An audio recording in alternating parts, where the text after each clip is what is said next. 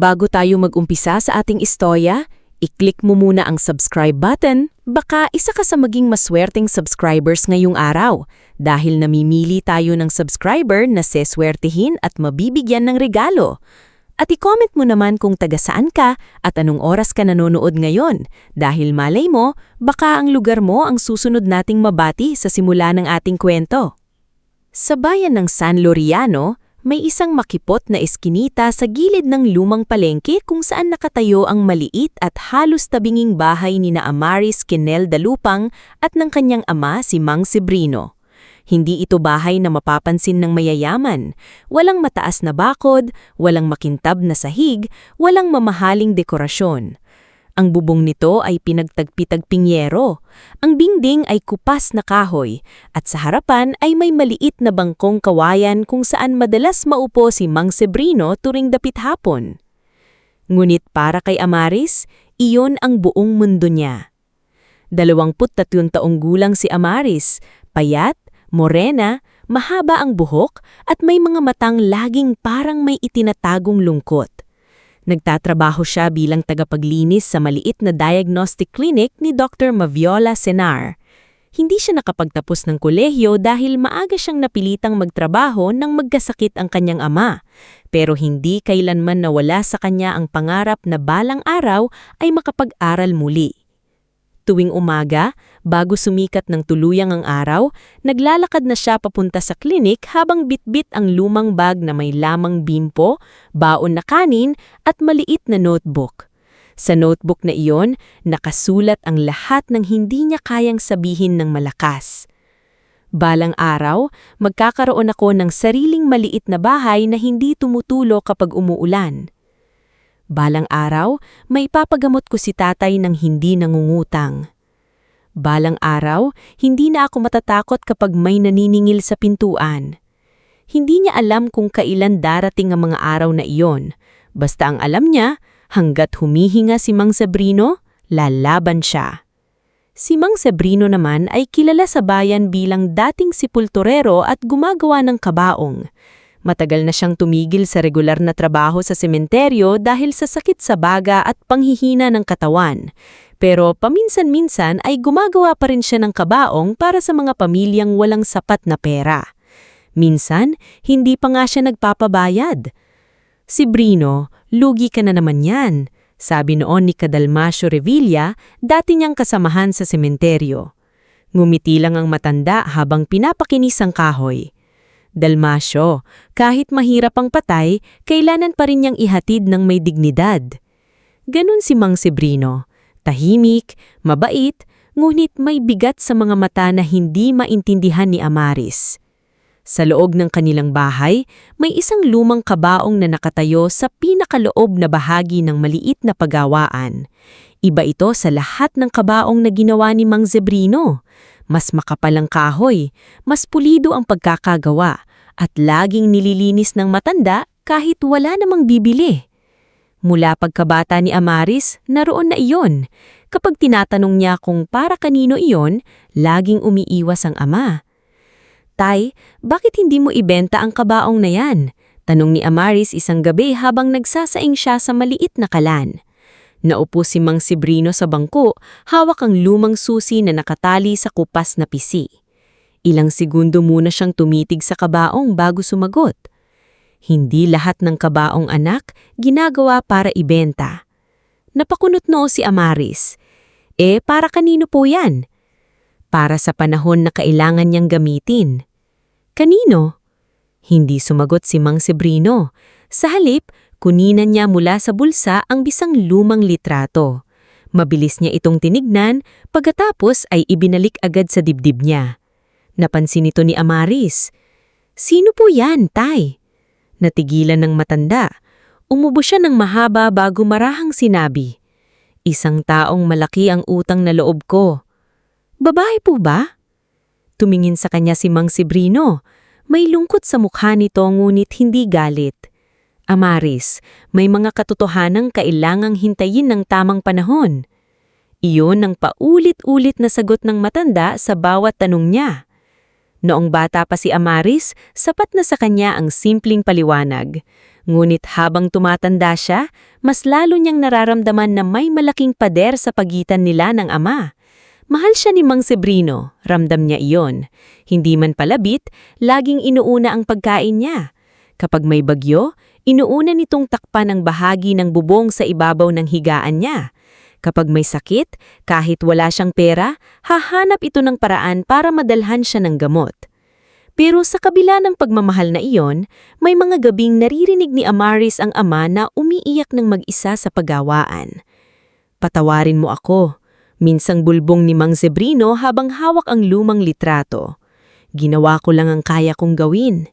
Hindi na nagtanong si Amaris. Natakot siya sa sagot. Sa bayan, may ilang taong malapit sa kanila. Si Dr. Maviola Senar, isang biyudang doktor na may maliit na klinik, ang nagbigay kay Amaris ng trabaho. Mahigpit ito sa oras at trabaho, pero may pusong marunong maawa. "Amaris," sabi nito isang umaga habang inaabot sa kanya ang maliit na supot ng gamot. "Dalhin mo ito sa tatay mo. Huwag mo munang isipin ang bayad." Napayo ko si Amaris. "Dok, ang dami ko na pong utang sa inyo." "Hindi lahat ng tulong sinusukat sa resibo," sagot ni Dr. Maviola. "Magtrabaho ka ng maayos, iyon muna ang bayad mo." Nariyan din si Orenzo Gatican, isang tahimik na delivery driver ng butika. Hindi ito madaldal, pero laging napapadaan sa klinik para maghatid ng gamot. Madalas niyang abutan si Amaris na nagpupunas ng sahig kahit lampas na sa oras ng trabaho. "Hindi ka pa uuwi?" tanong ni Orenzo minsan. "Tinatapos ko lang ito, sayang ang dagdag bayad." "Gabi na, delikado sa daan." Ngumiti si Amaris kahit pagod. "Sanay na ako." Napatingin si Orenzo sa kanya, parang may gustong sabihin ngunit pinili na lang manahimik. Mula noon, kapag gabi na at pauwi si Amaris, madalas itong sumabay sa kanya hanggang kanto. Hindi niya ipinipilit ang sarili, hindi rin siya nagtatanong ng sobra. Tahimik lang siyang naroon at sa buhay ni Amaris, malaking bagay na iyon. Sa kabilang dulo ng eskinita, nakatira si Aling Brisenda Yigot. Isang babaeng halos lahat ng nangyayari sa barangay ay alam. Palagi siyang nasa bintana, nakasilip, may hawak na pamaypay. "Naku Amaris," tawag nito minsan habang dumadaan ang dalaga. "Yang tatay mo, ang daming lihim niyan. Nung kabataan niyan, hindi simpleng sepulturero lang yan." Huminto si Amaris. "Ano pong ibig ninyong sabihin?" Nagkibit balikat si Aling Brisenda. "Ayoko nang magsalita, baka ako pa ang mapasama. Pero tandaan mo, hindi lahat ng mahirap ipinanganak na walang hawak na sikreto." Hindi na sumagot si Amaris, pero bumigat ang dibdib niya. May isa pang tao na madalas dalawin si Mang Sebrino, si Padre Tercio Malabed, ang pari sa lumang simbahan ng San Laureano. Tuwing linggo ng hapon, dumaraan ito sa bahay nila. Hindi para mangaral, kundi para makipag-usap ng tahimik sa matanda. Kapag dumadating si Padre Tercio, pinapalabas ni Mang Sebrino si Amaris para bumili ng tinapay o kandila. Ramdam ng dalaga na may pinag-uusapan silang hindi dapat niyang marinig. Isang hapon, nang pauwi si Amaris mula sa klinik, nadatnan niya si Padre Tercio sa labas ng bahay. Nakapamaywang ito habang seryosong nakatingin kay Mang Sebrino. "Sebrino," himinang ngulit mariin ang sabi ng pari. "Hanggang kailan mong ililihim sa bata?" "Hanggang kaya ko pa siyang protektahan," sagot ng matanda. Napahunto si Amaris sa may pintuan. Naramdaman yata ang presensya niya kaya agad itong tumahimik. Lumingon si Mang Sebrino at pilit na ngumiti. "Anak, nandyan ka na pala." Hindi na nagtanong si Amaris, pero nang gabing iyon, halos hindi siya nakatulog. Lumala ang sakit ni Mang Sebrino pagsapit ng tag-ulan, mas madalas na ang pag-ubo niya, minsan ay may bahid na dugo ang panyo. Halos hindi na rin siyang makalakad ng malayo. Kahit gustong dalhin si Amaris sa mas malaking ospital, wala silang sapat na pera. Doon pumasok sa buhay nila si Valtor Sarmiento. Si Valtor ay kilalang real estate developer sa San Laureano. Makinis magsalita, laging naka-long sleeves kahit mainit, at may ngiting hindi umaabot sa mga mata.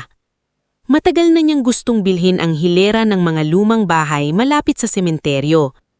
Kasama ang bahay ni Amaris, dahil balak niyang gawing commercial complex ang lugar. Isang umaga, dumating siya sa bahay ng mag-ama kasama ang abogado niyang si Attorney Nicasio Fuentebuela. Matangkad si Nicasio, manipis ang labi, at may dalang folder na tila sandata sa bawat usap.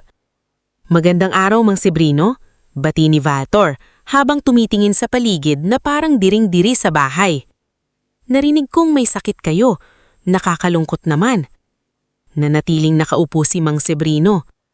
"Anong kailangan ninyo?" Ngumiti si Valtor. "Diretsuhin ko na, bilhin ko na itong bahay ninyo. Mas malaki sa halaga ng lupa ang ibibigay ko. Makakapagpagamot kayo, makakalipat kayo sa mas maayos na lugar."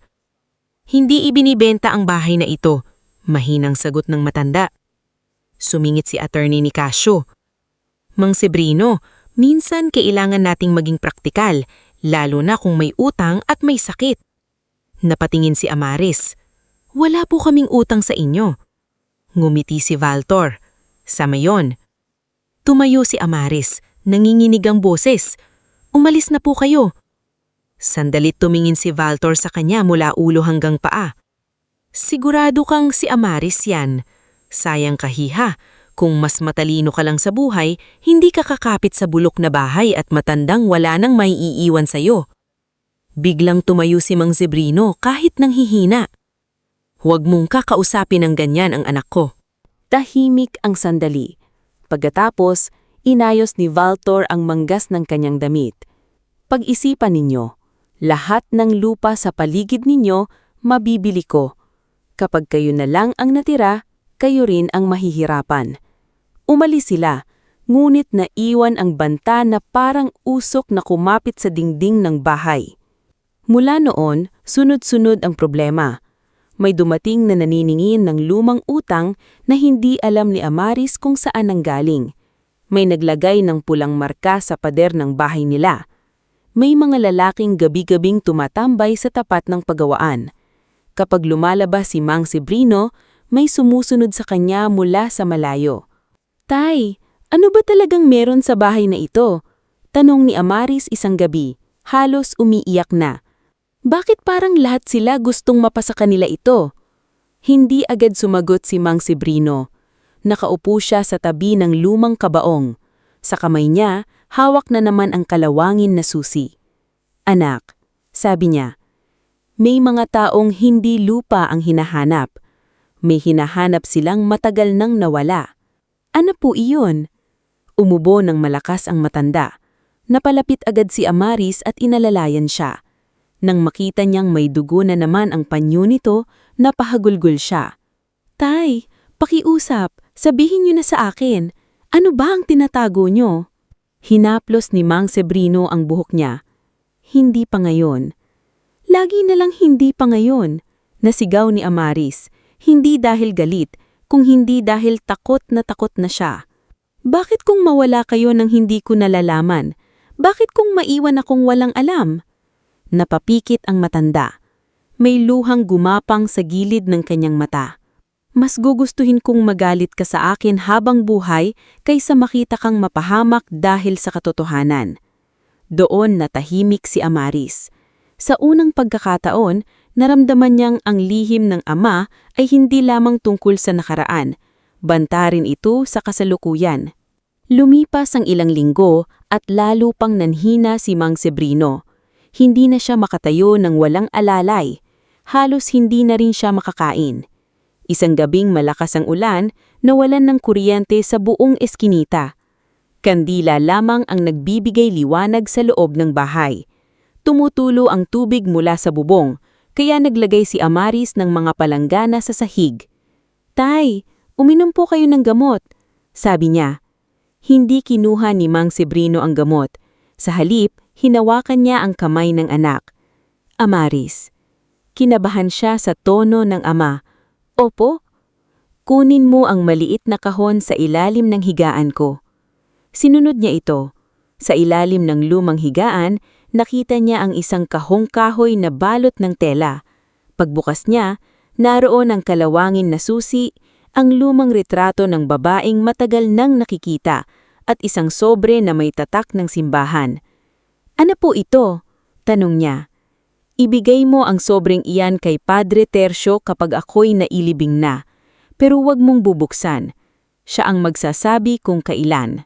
Nanikipang dibdib ni Amaris. "Tay, bakit parang nagpapaalam na kayo?" Ngumiti ng mahina si Mang Sebrino. "Matagal na akong nakikipag-usap sa Diyos, anak. Alam kong malapit na." "Hindi, wag niyo pong sabihin yan." Napaiyak siya habang hinahawakan ng braso ng ama. "Hindi ko kaya kapag nawala kayo." "Kaya mo, anak. Mas mataang ka kaysa sa inaakala mo." Umaling si Amaris. "Hindi ako matapang. Natatakot ako araw-araw." Ang tapang, anak, hindi ibig sabihin walang takot. Ang tapang ay yung nanginginig ka na pero ginagawa mo pa rin ang tama. Tahimik silang dalawa habang patuloy ang buhos ng ulan. Sa labas, humahampas ang hangin sa yero. Sa loob, ramdam ni Amaris ang unti-unting paglayo ng ama kanya kahit hawak niya ang kamay nito. Maya-maya, muling nagsalita si Mang Sebrino. Mas mahina na ang boses niya, ngunit malinaw ang bawat salita. "Kapag nawala ako, ilibing mo ako sa lumang bahagi ng sementeryo. Sa tabi ng punong duhat. Doon mo ako ihimlay." Tumango siya habang umiiyak. "Opo, tay." "At anak?" "Opo." Hinawakan ni Mang Sebrino ang kanyang kamay ng mahigpit, parang ibinubuhos ang natitirang lakas. "Hukayin mo ang katawan ko 1 taon mula sa araw ng libing ko." Nanlaki ang mga mata ni Amaris. "Ano?" "Huwag bago, huwag lampas. 1 taon mula sa araw ng libing ko." Napaatras siya. "Tay, bakit niyo sinasabi yan? Bakit ko huhukayin ang katawan niyo? Hindi ko kaya yan. Hindi tama yan." "Pangako mo sa akin." "Hindi," iyak niyang sagot. "Kahit ano pa ang dahilan, hindi ko kayang gawin yan sa inyo." Huminga ng malalim si Mang Sebrino. Kita sa mukha niya ang sakit, hindi lang ng katawan, kundi ng lihim na matagal niyang dinadala. "Amaris, pakinggan mo ako. Darating ang araw na lahat ng iniisip mong kasinungalingan ay magiging sagot.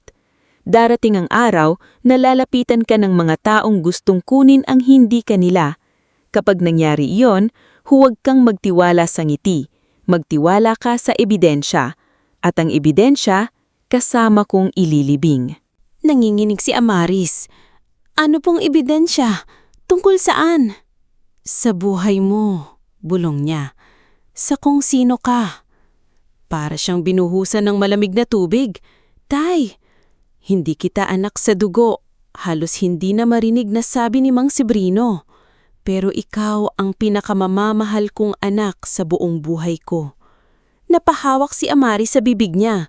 Gumuho ang buong mundo niya sa isang pangungusap.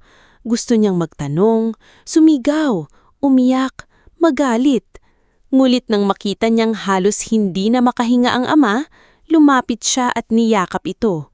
"Hindi mahalaga," hikbi niya. "Kayo pa rin ang tatay ko. Kayo lang." Tumulo ang luha ni Mang Sebrino. "Iyan ang pinakamatamis na narinig ko, anak." Ilang saglit pa, tila may naalala ito. Pinilit niyang magsalita muli. "Kapag ginawa mo ang bilin ko, malalaman mo kung bakit hindi kita iniwan kahit kailan." "Tay, pakiusap!" Ngunit bumigat na ang kamay ng matanda sa palad niya. Sa gitna ng ulan, sa ilaw ng nauupos na kandila, tuluyang pumikit si Mang Sebrino dalupang. Walang ingay, walang huling sigaw. Tanging ang iyak ni Amaris ang pumuno sa maliit na bahay na buong buhay niyang tinawag na tahanan.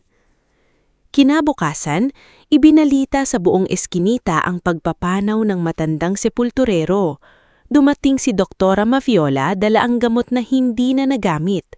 Dumating si Orenzo at tahimik na tumulong mag-ayos ng upuan.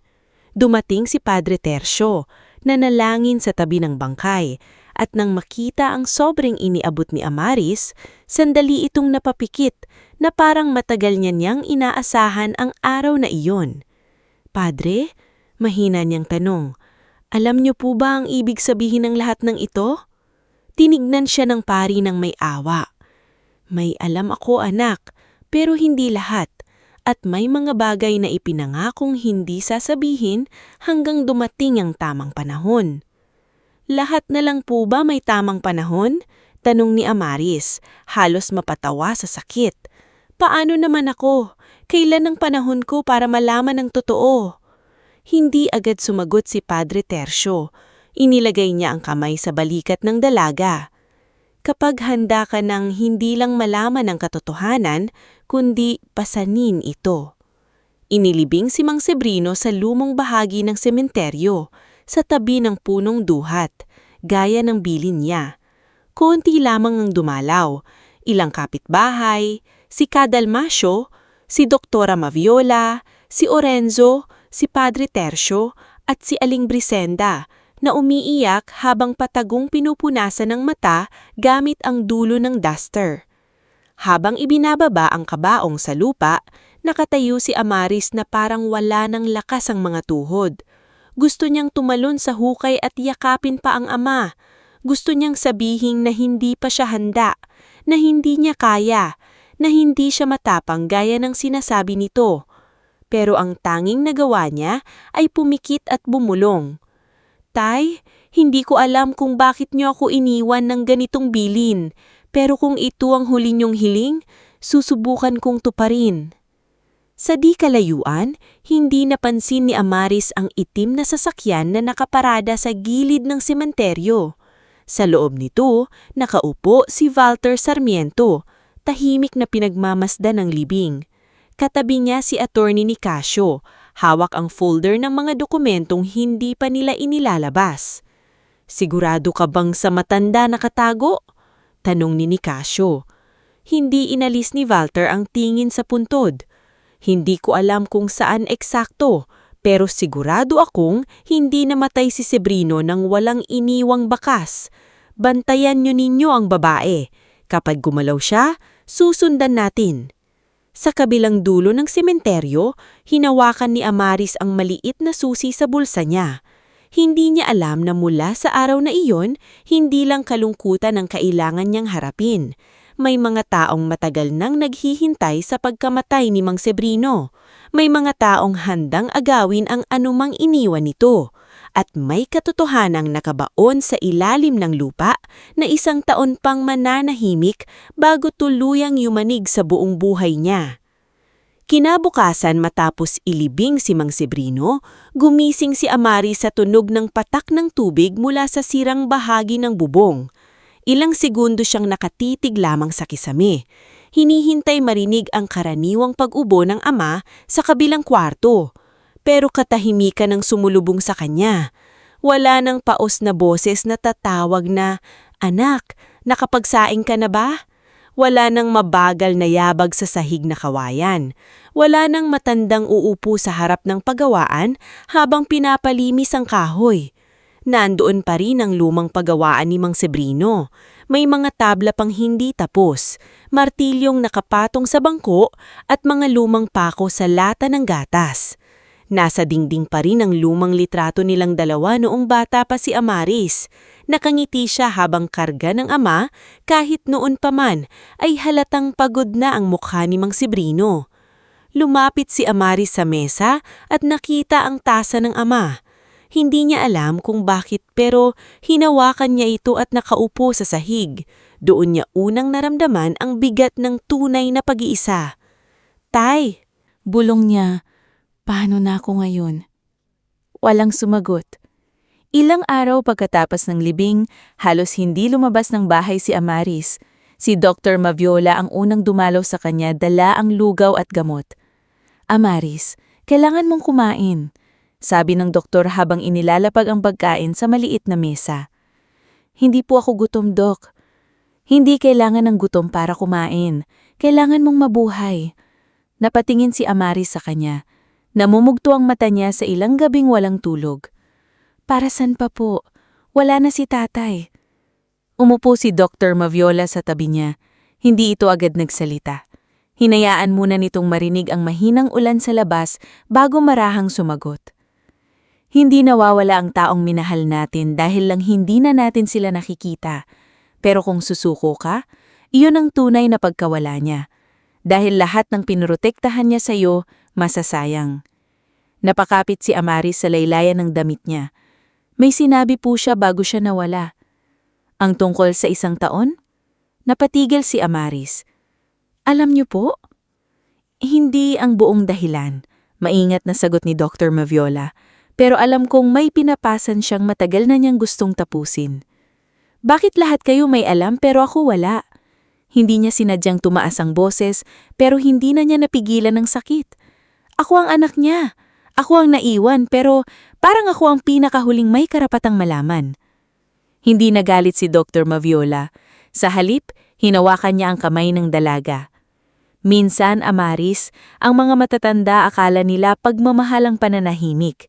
Hindi nila naiisip na ang katahimikan din ang nagpapahirap sa naiiwan. Doon muling umiyak si Amaris. Dumating din si Orenzo noong hapon na iyon. Hindi siya pumasok agad sa bahay. Tumayo lang siya sa pintuan, may dalang supot ng pandesal at isang maliit na garapon ng kapil. Sinabi ng tindera sa butika, sabi niya, baka raw kailangan mo. Napatingin si Amaris sa kanya at pilit na nungumiti. Salamat. Tumango si Orenzo. Kung may kailangan kang ayusin sa sementeryo o sa munisipyo, sabihin mo lang. Hindi ko alam ang uunahin. Kung ganon, isa-isahin natin. Hindi mahaba ang sinabi niya pero may kakaibang kapanatagan sa boses ni Orenzo. Hindi nito pinilit si Amaris na maging maayos agad. Hindi rin ito nagkunwaring alam ang lahat ng sagot. Basta, nanatili siya roon, tahimik na umaalalay. Makalipas ng 1 linggo, napilitan si Amaris na bumalik sa trabaho sa klinik. Hindi dahil handa na siya, kundi dahil walang hihintay sa kanyang bayarin. Ang gamot ni Mang Sebrino, kahit hindi na nagamit lahat, may utang pa rin sa butika. Ang burol, kahit pinasimple, may kailangang bayaran sa punerarya. At ang pagkain niya sa araw-araw, kailangan pa ring paghirapan. Pagpasok niya sa klinik, tumigil sandali ang 2 pasyenteng nag-uusap. May ilang matang nakatingin sa kanya na may awa, may ilan namang may halong usisa. Yan ba yung anak ng matandang nagpahukay ng katawan niya after 1 year? Bulong ng isang babae. Nako, oo, sabi nila may diferensya raw sa isip ang matanda bago namatay. Sagot ng kasama nito. Narinig iyon ni Amaris pero nagkunwari siyang hindi. Kinuha niya ang map at nagsimulang maglinis ng sahig. Bawat hagod niya sa tiles ay parang pagsisikap na pigilan sa sariling sumagot. Mula noon, kumalat sa San Lorenciano ang kakaibang bilin ni Mang Sebrino. Hindi alam ni Amaris kung sino ang nagkalat. Maaaring isa sa nakirinig noong libing, maaaring barangay official, maaaring sinadya ng taong may masamang balak. Ang sigurado lamang niya, naging usap-usapan siya. Sa palengke, may tumatawag sa kanya ng pabiro. Amaris, kailan mo raw huhukaying tatay mo? Baka naman may ginto sa kabaong. Baka multo ang pinapahanap sa'yo. Minsan pauwi siya galing klinik nang naharangan siya ng 3 binatang tambay sa kanto. Ate Amaris, sabi ng isa habang natatawa, kapag naghukay ka pasama kami ha, baka may treasure map. Hindi niya sila pinansin. Pero nang narinig niyang sinabi ng isa, baka naman baliw din yan gaya ng tatay niya, napahinto siya. Dahan-dahan siyang lumingon. Huwag niyong tatawaging baliw ang tatay ko. Natawa ang binata. Bakit? Totoo naman. Sinong matining tawang magpapahukay ng bangkay niya? Bago pa makasagot si Amaris, biglang sumurpot si Orenzo mula sa likod dala ang kahon ng gamot. May problema ba rito? Malamig niyang tanong. Tumigil ang mga binata. Kilala si Orenzo bilang tahimik pero hindi nila alam hanggang saan ang kaya nitong gawin kapag napuno. Wala, sabi ng isa. Nagbibiro lang. Hindi lahat ng biro nakakatawa, sagot ni Orenzo. Umalis ang mga binata at naiwan si Amaris na nakatayo sa gitna ng kalsada, nanginginig ang kamay. Salamat, mahinang niyang sabi. Hindi agad sumagot si Orenzo. Naglakad dito sa tabi niya. Hindi mo kailangang sagutin lahat ng taong nananakit sa'yo. Pero pagod na akong manahimik. Darating ang araw na magsasalita ka. Pero siguraduhin mong kapag nagsalita ka, Hindi dahil nasaktan ka lang, kundi dahil handa ka ng ipaglaban ng totoo. Hindi alam ni Amaris kung bakit, pero tumatak sa kanya ang sinabi ni Orenzo. Samantala, si Valtor Sarmiento ay hindi tumigil sa paglapit sa kanya. Isang buwan matapos ang libing, dumating muli ito sa bahay kasama si Attorney Nicasio. Mas malinis ang suot nila kaysa noong una, mas formal at may dalang makapal na folder. "Condolence ulit, Hiha," sabi ni Valtor kahit walang bahid ng pakiramay ang mukha. "Ayaw na sana kitang gambalain, pero kailangan nating maging praktikal. Kung tungkol ito sa bahay, nasabi ko na po, hindi ko ibebenta," sagot ni Amaris. Gumiti si Attorney Nicasio at inilabas ang isang papel. "Mukhang hindi ganun kasimple. Ayon sa dokumentong ito, may pinirmahang kasunduan ng ama mo bago siya namatay. Isinangla niya ang bahay at lupa bilang kabayaran sa halagang hiniram niya." Nanlaki ang mata ni Amaris. "Imposible. Hindi gagawin ni tatay iyon nang hindi sinasabi sa akin." "Maraming hindi sinabi ang tatay mo sa'yo, hindi ba?" Malamig na singit ni Valtor. Para siyang sinaksak sa dibdib. Pilit niyang kinuha ang papel pero inangat ito ni Nicasio. "Kopya lang ito. Maaari naming dalhin sa korte ang original kung pipilitin mo." "Peke yan," mariing sabi ni Amaris. "Hindi pirma ni tatay yan." "Patunayan mo," sagot ni Nicasio. Tumikhim si Valtor at lumapit ng kaunti. "Makinig ka, Amaris. Bata ka pa. Wala kang pera, wala kang abogado, wala kang pamilya. Ako na ang nagbibigay sa'yo ng maayos na paraan. Umalis ka rito ng tahimik. Bibigyan kita ng konting halaga. Makakapagsimula ka sa ibang bayan." Naramdaman ni Amaris ang panlalamig ng kanyang mga daliri. Gusto niyang sumigaw, pero natakot siya. Totoo ang sinabi nito. Wala siyang pera, wala siyang laban. Pero nang mapatingin siya sa lumang pagawaan ng ama, naalala niya ang dugoang panyo, ang nanginginig na kamay, at ang bilin nitong hindi siya basta dapat magtiwala sa ngiti. "Hindi ako aalis," sabi niya. Nawala ang ngiti ni Valtor. Pag-isipan mong mabuti, minsan ang mga taong kumakapit sa patay, sila rin ang nalilibing ng buhay. Umalis sila, pero mula noon ay nagsimula ang mas mabigat na panggigipit. May dumating na notice sa opisina ng isang lending company na hindi kilala ni Amaris. May 2 lalaki nagtanong sa kapitbahay kung kailan siya madalas wala sa bahay. Isang gabi, may bumato ng maliit na bato sa bubong niya. Nang lumabas siya kinabukasan, may nakasulat sa pader gamit ang pulang pintura, "Umalis ka na." Nakita iyon ni Aling Brisenda at halos mapatakip sa bibig. "Naku, Hiha," sabi nito, "hindi simpleng lupa ang habol ng mga yan." Napatingin si Amaris. "Aling Brisenda, may alam po ba kayo?" Napakagatlabi ang matanda. Tumingin ito sa paligid bago siya hinila papasok sa bakuran. "Matagal na akong nakatira rito. Noong kabataan ng tatay mo, may isang gabi na nagkagulo sa lumang sementeryo. May mga sasakyang mamahalin, may mga armadong lalaki, may babaeng sugatan. Kinabukasan, may kumalat na balitang may nawawalang pera at nawawalang sanggol." Nanigas si Amaris. "Sanggol? Hindi ko alam ang buong kwento, pero pagkatapos ng gabing iyon, biglang nagkaroon ng batang inaalagaan si Sebrino." Parang tumigil ang paligid. "Ako po ba ang tinutukoy niyo?" "Hindi ko sinasabing ikaw. Ang sinasabi ko lang, may mga bagay sa buhay mo na hindi nagsimula sa bahay na iyan." Hindi na nakapagsalita si Amaris. Bumalik sa isip niya ang huling sinabi ng Mang Sebrino. "Hindi kita anak sa dugo, pero ikaw ang pinakamamahal kong anak sa buong buhay ko." Sa mga sumunod na buwan, sinubukan ni Amaris na hanapin ang sagot sa mga tanong niya nang hindi binubuksan ng sobre na ipinaiwan ng ama. Dinala niya ito kay Padre Tercio, gaya ng bilin ni Mang Sebrino.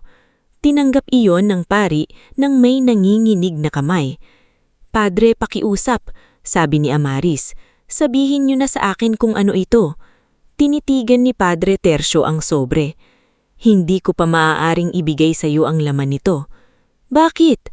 Kasi ganoon ang bilin ng tatay mo. Sa unang anibersaryo ng libing niya, saka mo ito bubuksan. Lagi na lang siyang nasusunod kahit wala na siya. Umiiyak niyang sinabi, "Ako ang naiwan sa gulo. Ako ang tinatakot. Ako ang pinagtatawanan. Pero ako pa rin ang hindi dapat makaalam?" Napabuntong hinga si Padre Tercio. "Amaris, hindi ko hinihingi na intindihin mo agad. Ang hinihingi ko lang ay magtiwala ka kahit konti. Paano kung hindi ko na kaya? Kung ganoon, ay hahanap tayo ng paraan para makayanan mo hanggang dumating ang araw." Tinupad iyon ni Padre Tercio.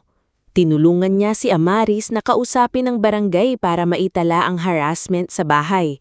Si Dr. Maviola naman ay nagpakilala sa kanya kay Ruvien Senar, pamangkin nitong law student sa Maynila na umuuwi tuwing weekend. Unang pagkikita parang nila, diretso agad magsalita si Ruvien. "Hindi ka dapat pumirma sa kahit anong ibibigay nila. Kahit acknowledgement, kahit simpleng papel. Lahat ng dokumento, picturean mo. Lahat ng banta, i-record mo kung kaya." "Pero wala akong pambayad sa abogado," sabi ni Amaris. "Hindi pa ako abogado," sagot ni Ruvien. "Pero marunong akong magbasa ng pananakot na nakasuot ng legal terms." Sa tulong niya, natutong tumingin si Amaris sa mga petsa, pirma, notaryo at maling detalye sa mga dokumento. Napansin nilang may ilang papel na may pirma raw ni Mang Sebrino noong araw na hindi na ito halos makabangon sa higaan. May isang kasunduan pa na nakalagay na pumunta raw ang matanda sa opisina ni Nicasio gayong nasa klinik ito noong araw na iyon dahil inatake ng matinding ubo. "May mali rito," sabi ni Ruvien habang sinusuri ang kopya. "Hindi pa ito sapat para manalo, pero sapat na para lumaban." Unti-unting nagbago si Amaris. Hindi mabilis, hindi parang biglang naging matapang sa isang gabi. May mga gabing umiiyak pa rin siya habang yakap ang lumang damit ng ama. May mga umagang ayaw niyang bumangon. May mga sandaling gusto na niyang ibenta ang bahay para matapos na ang lahat.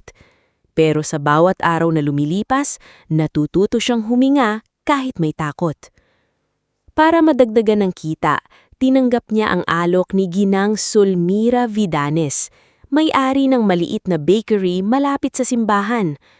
Tuwing gabi, pagkatapos ng trabaho sa klinik, tumutulong siya roon sa pagbalot ng pandesal, paglilinis ng tray at pagbabantay sa tindahan.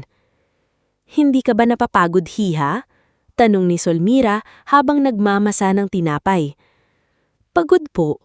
Pero mas nakakapagod po ang walang ginagawa habang naghihintay na agawin ng bahay namin."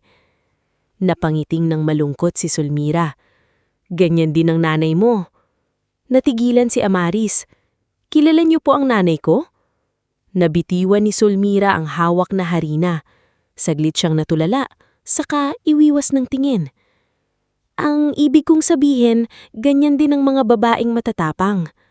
Alam ni Amaris na may muntik nang masabi si Sulmira, pero hindi na niya pinilit. Natutunan niyang may mga taong may takot ding dala at hindi lahat ng pananahimik ay kasunungalingan. Minsan, pag-iingat. Lumipas ang mga buwan. Pasko, nag-iisa siyang nagsabit ng maliit na parol sa bintana. Bagong taon, mang-isa niyang sinalubong ang putukan habang hawak ang tasa ng kape ni Mang Sebrino. Tag-init, halos matuyo ang balon sa likod ng bahay. Tag-ulan, muling tumulo ang bubong na dati ay tinatapalan ng ama. Sa bawat panahon, ramdam niya ang kawalan nito. Pero sa bawat panahon din, mas lumalapit ang araw na kinakatakutan niya. Isang gabi, eksaktong 11 months matapos ang libing ni Mang Sebrino, nakita niya si Cadalmasio sa labas ng sementeryo. Nakaupo ito sa bangkong bato, hawak ang lumang sombrero. "Cadalmasio," tawag ni Amaris, "bakit po kayo nandito?" Tumingin ang matanda sa kanya. "Dito ako nakikipag-usap sa mga alaala." Naupo ang matanda sa tabi ni Amaris. May alam po ba kayo sa nangyari noon, sa gabing may nawawalang sanggol? Matagal na tahimik si Kadalmasyo. Nang saglit siyang magsalita, mababa ang boses niya. Hindi ko nakita lahat, pero nakita ko si Sebrino noong gabing iyon, basang-basa sa ulan, may buhat na sanggol na nakabalot sa kumot na mamahalin. May dugo sa manggas niya, pero hindi kanya. Takot na takot siya. Sabi niya sa akin, "Dalmasyo, kapag may nagtanong, wala kang nakita. Buhay ang nakataya rito." Napalunok si Amaris. "Bakit hindi niyo sinabi noon?" "Dahil kinabukasan, may lalaking nagpunta sa bahay ko. Sinabing kung may magsalita tungkol sa sanggol, may ililibing daw ulit sa sementeryo." Nanlamid ang kamay ni Amaris. Akala ko tapos na ang lahat, pero nang makita kong bumalik sa bayan ng Sarmiento, alam kong hindi pa pala. Doon mas naging malinaw kay Amaris na ang bilin ng ama ay hindi kabaliwan. May sinusubukang itong iligtas at maaaring siya mismo iyon. Dumating ang gabi bago ang unang anibersaryo ng libing ni Mang Sebrino. Hindi natulog si Amaris. Nakaupo siya sa mesa. Nasa harap ang sobre mula kay Padre Tercio, ang kalarunis na susi at ang maliit na kandila. Kasama niya si Dr. Maviola, Orenzo, Ruvien at Padre Tercio. Nandoon din si Kadalmasyo sa labas nagbabantay at Aling Brisenda na kunwari ay nagwawalis kahit gabi na. "Handa ka na ba?" tanong ni Padre Tercio. Tiningnan ni Amaris ang sobre. "Hindi po, pero gagawin ko pa rin." Dahan-dahan niyang binuksan ang sobre. Sa loob ay may lumang papel, kupas na mapa ng lumang bahagi ng sementeryo at sulat kamay ni Mang Sebrino. Nanginginig ang boses niya habang binabasa ang unang linya. "Anak, kung nababasa mo ito, ibig sabihin tinupad mo ang unang bahagi ng hiling ko. Huwag kang matakot sa gagawin mo bukas. Hindi katawan ko ang kailangan mong hanapin. Hanapin mo ang katotohanang ibinaon kasama ko." Napatakip si Amaris sa bibig. Si Dr. Maviola ay napayuko. Si Orenzo ay napakuyom ang kamao. Si Ruvien naman ay agad na timingnan ang mapa. May marka iyon sa puntod ni Mang Sebrino, ngumit may guhit din patungo sa tabi ng kabaong. Parang may bahagi sa ilalim na sinadyang itago. May nakalagay pa, sabi ni Ruvien. Kailangan may saksi, barangay, simbahan, at taong hindi konektado sa mga Sarmiento.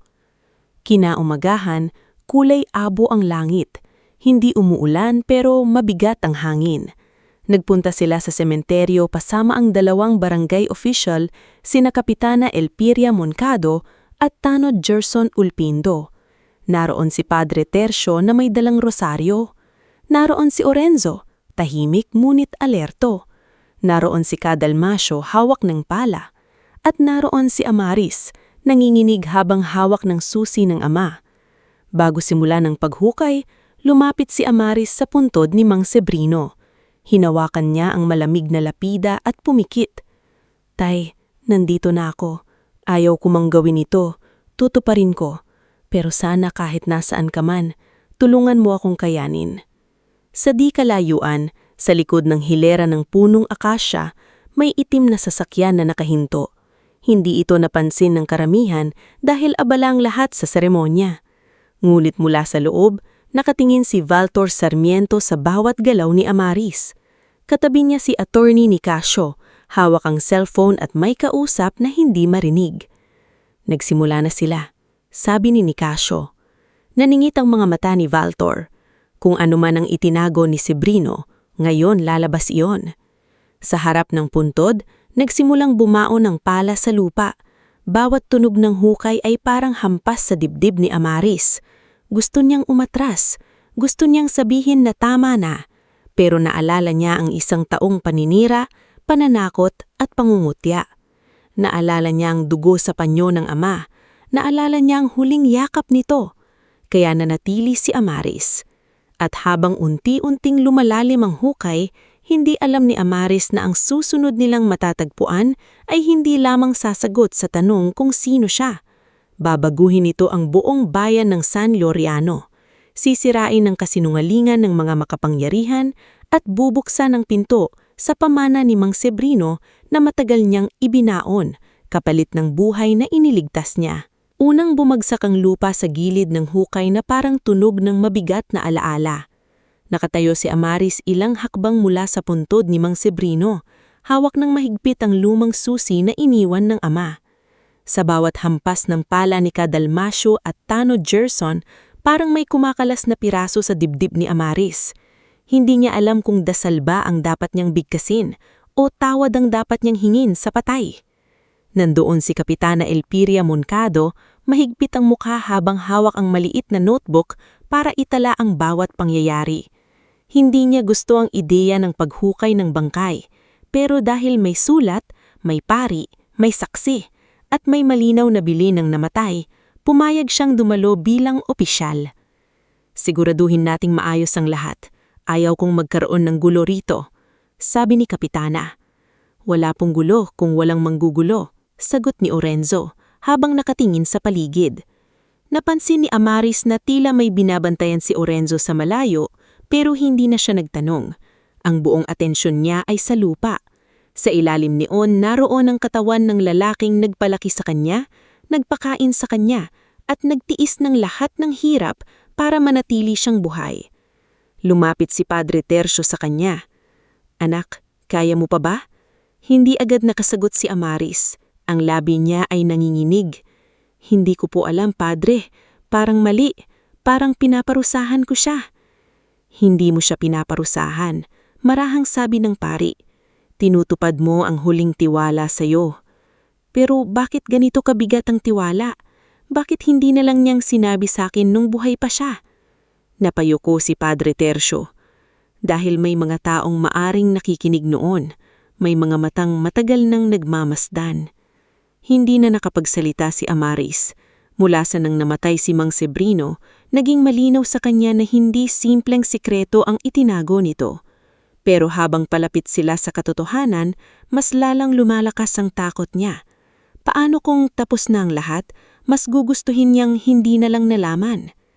Makalipas ang halos 1 oras, tumama ang pala sa matigas na kahoy. Mayroon na, Sabi ni Cadalmasio, hingal at pawis na pawis. Napatakip si Amaris sa dibdib, para siyang hindi makahinga.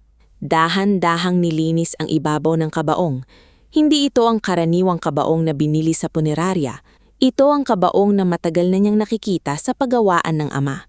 Ang makapal, maitim at pulidong kabaong na lagi nitong nililinis noon. Doon niya unang naintindihan kung bakit hindi iyon ibinenta ni Mang Sebrino. Matagal na palang alam nitong iyon ang gagamitin niya sa sarili niyang libing. Tulungan ninyo ako, utos ni Cadalmasio sa 2 lalaking kinuha ng barangay. Dahan-dahan nilang itinaas ang kabaong mula sa hukay. Habang umaangat ito, napasubsob si Amaris sa bisig ni Dr. Maviola. Hindi niya kayang tignan ng direkta. Naramdaman niya ang kamay ng doktor sa likod niya. Huminga ka, Amaris, bulong ni Dr. Maviola. Nandito kami. Nang mailapag ang kabaong sa telang inihanda sa tabi ng puntod, bumigat ang katahimikan. Maging ang hangin ay tila tumigil. Ang mga dahon ng duhat ay bahagyang gumalaw at sa malayo may uwak na humuni mula sa lumang pader ng sementeryo. Lumapit si Kapitana Elpiria. Bago natin ito buksan, itatala ko na narito ang mga saksi. Padre Tercio Malabed, Dr. Maviola Senar, Orenzo Batican, Ruvien Senar, Cadalmasio Revilla, Tano Gerson Ulpindo, at ang anak ng namatay na si Amaris Quinel Dalupang. Pakidagdag po, singit ni Ruvien habang hawak ang cellphone na nakarecord, na ginagawa ito ayon sa nakasulat na bilin ng namatay at may pahintulot ng pamilya. Tumanggo ang kapitana. Naitala, tumayo si Amaris sa harap ng kabaong. Nanginginig ang tuhod niya. Hawak niya ang susi ngunit parang naging bato ang kanyang mga daliri.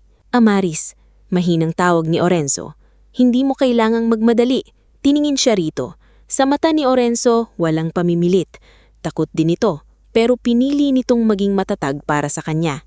Kapag binuksan ko ito, wala nang atrasan. Matagal ka nang hindi umaatras, hindi mo lang napapansin. Huminga ng malalim si Amaris. Lumapit siya sa maliit na kandadong nakatago sa gilid ng takip ng kabaong. Hindi ito kapansin-pansin sa unang tingin dahil sinadya itong itugma sa ukit ng kahoy. Ipinuwesto niya ang susi. Sa unang subok, hindi ito pumasok. Sa pangalawa, bahagya itong sumabit. Sa pangatlo, tuluyan itong lumubog. Pinihit niya. Tumunog ang maliit na kandado. Napapikit si Amaris. Binuksan ni Kadalmasyo ang pangunahing takip. Sa loob naroon ang puting telang binalot sa katawan ni Mang Sebrino. Hindi nila ito ginalaw, ngulit ayon sa liham, hindi ang katawan ng kailangang tignan. May ikalawang patong ng kahoy sa ilalim ng loobang bahagi ng kabaong, parang sahig na selyado ng manipis na pako.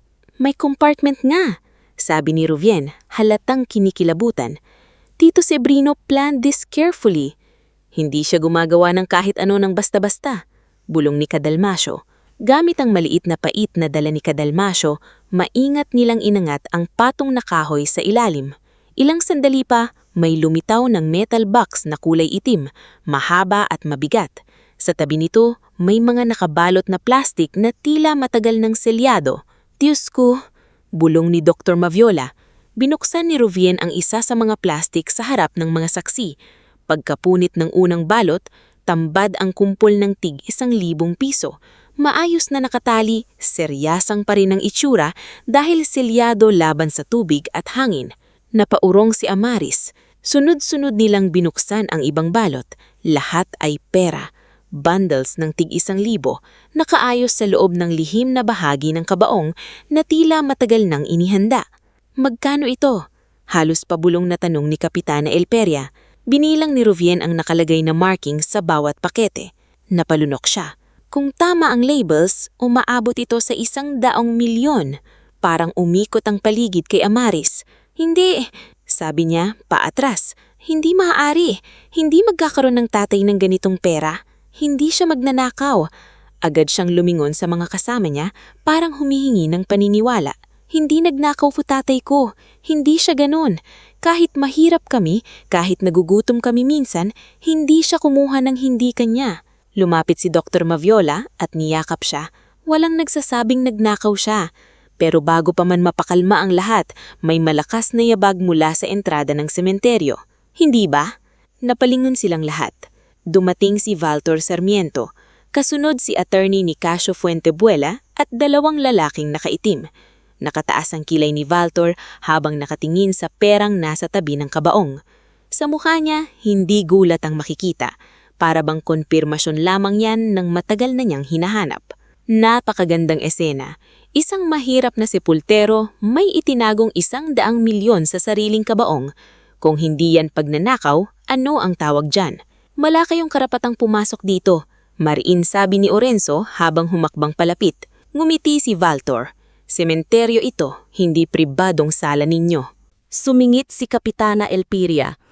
Mr. Sarmiento, may opisyal na proseso rito, huwag kayong manggulo. Inayos ni Attorney Nicasio ang salamin niya. Kapitana, bilang abogado ng pamilyang Sarmiento, narito kami upang ipaalam na ang perang natagpuan ay maaring bahagi ng nawawalang pondo na pagmamay-ari ng kliyente ko. Pag-aari ninyo? Sigaw ni Amaris, nanginginig na sa galit. Paano naging inyo ang nasa kabaong ng tatay ko? Dahil ang tatay mo, malamig na sabi ni Valtor, ay matagal nang pinaghihinalaang sangkot sa pagkawala ng yaman ng pamilyang Miravel na napunta sa pangangalaga ng aming pamilya matapos mawala ang kanilang tagapagmana. Napatingin si Padre Tercio kay Valtor. Huwag mong baluktutin ang kasaysayan. Padre, ngumisi si Valtor, mas bagay sa inyo ang dasal kaysa pakikilalam sa usaping legal. Hindi na nakatiis si Orenzo. Imag-ingat ka sa pagsasalita mo. Itinaas ni Valtor ang kamay, tila natutuwa sa tensyon. Relax, hindi ako nandito para makipag-away. Nandito ako para siguraduhin na ang ebidensya ng krimen ay hindi maitatago ng babaeng ito. Tinuro niya si Amaris.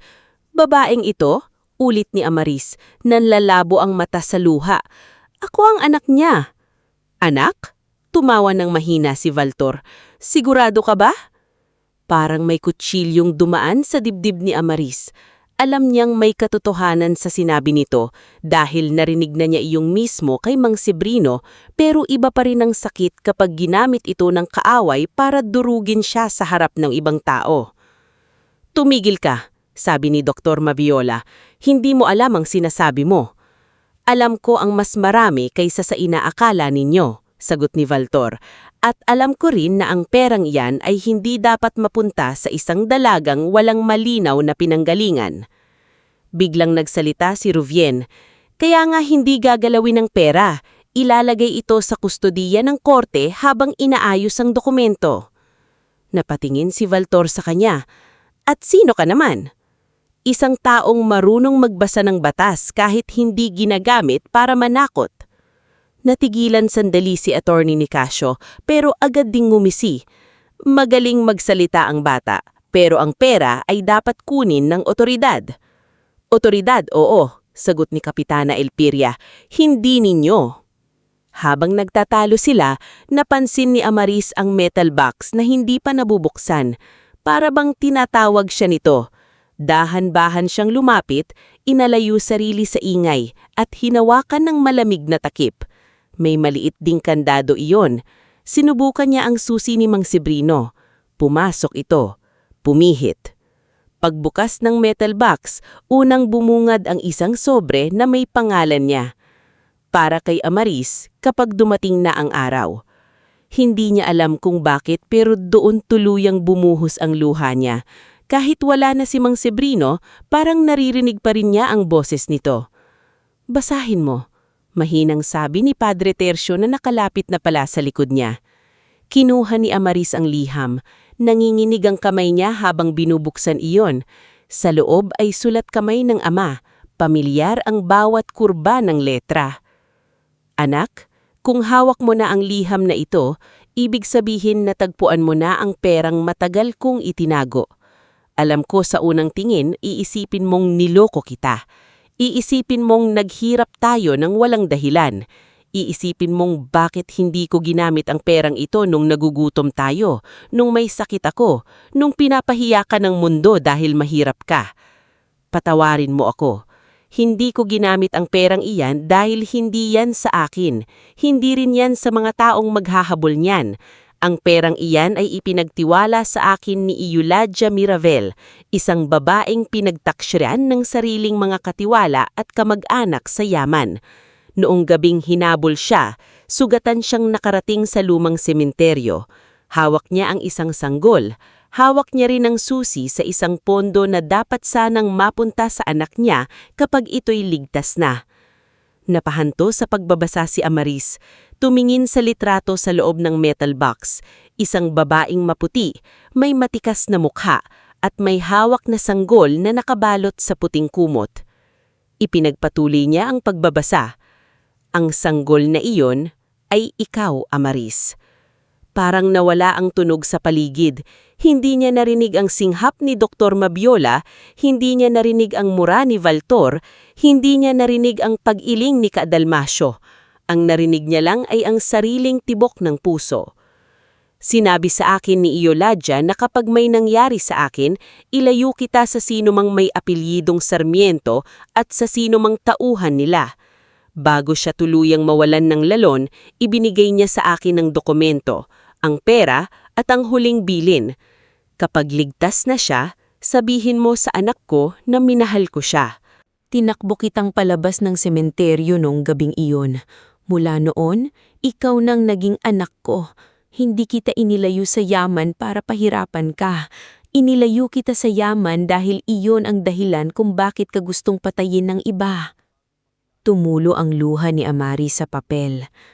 Sa loob ng metal box ay naroon ang birth bracelet mo, kopya ng deed of trust, pangalan ng dating abogado ni Eulalia na si Ati Zeferino Alcazaren, at mga dokumentong magpapatunay na ikaw ang tunay na tagapagmana ng Miravel Estate. Ang pera sa kabaong ay hindi kayamanan para magyabang. Ito ay unang susi para maibalik sa'yo ang buhay na ninakaw sa'yo. Ngunit anak, tandaan mo, huwag mong hayaang baguhin ka ng perang iyan. Linisin mo ang pangalan natin. Hanapin mo ang batas. Hanapin mo ang totoo. At kapag dumating ang panahong marami ka ng kayang tulungan, gawin mo iyon. Dahil ang perang itinago ko ay magiging sumpa kung sarili mo lang ang ililigtas mo. Mahal na mahal kita. Hindi man kita anak sa dugo, ikaw ang dahilan kung bakit ako nabuhay ng may saysay. Tatay Sebrino. Natapos basahin ni Amaris ang liham na halos wala ng boses. Ang mga kamay niya ay nanginginig. Ilang sandali siyang nakatitig lamang sa papel, saka unti-unting napaluhod sa lupa. Tay, bakit kinimkim mo mag-isa ang lahat? Lumapit si Kadalmasyo at tinanggal ang sombrero niya. Dahil kung sinabi niya noon, baka wala ka na ngayon. Yumakap si Dr. Maviona si Amaris mula sa likod. Hindi ka nag-iisa anak, hindi na. Ngunit hindi pa tapos si Valtor. Napakagandang drama, sabi nito ng malamig. Pero kahit sino kayang gumawa ng liham, kahit sino kayang magtago ng litrato, hindi niyo mapapatunayan na totoo yan. Kinuha ni Ruvien ang laman ng metal box at isa-isang inilatag sa malinis na tela. Lumang birth bracelet na may nakaukit na pangalang AQM, certified copy ng trust document, litrato ni Euladia, lumang newspaper clipping tungkol sa aksidenteng ikinamatay nito at isang sealed instruction letter mula kay Ate Zeferino Alcazaren. Hindi namin kailangang patunayan sa inyo dito sa sementeryo, sa korte namin ito dadalhin.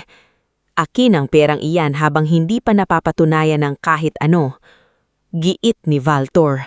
Hindi, mariin sabi ni Amaris. Lahat ay napatingin sa kanya. Tumayo siya, namumula ang mata, puno ng lupa ang laylayan ng damit, nanginginig pa rin ang kamay pero may bago sa mukha niya.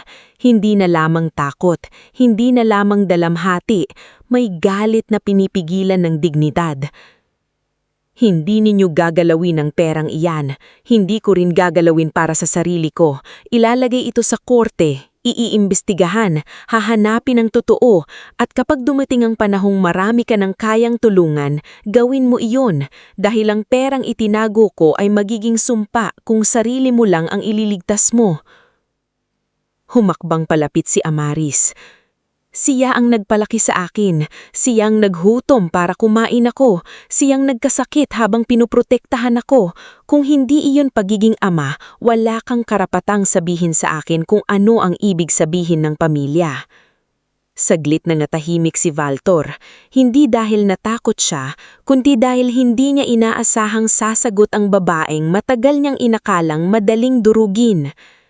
Tumayo sa tabi ni Amaris si Orenzo, sumunod si Dr. Maviola, si Padre Tercio, si Kadalmasyo, si Ruvien, maging si Kapitana Elpiria ay humakbang pasulong. Bilang kapitana, ipapatawagin ko ang pulis at municipal treasurer para sa official inventory. Walang sino man ang kukuha ng pera ng walang dokumento.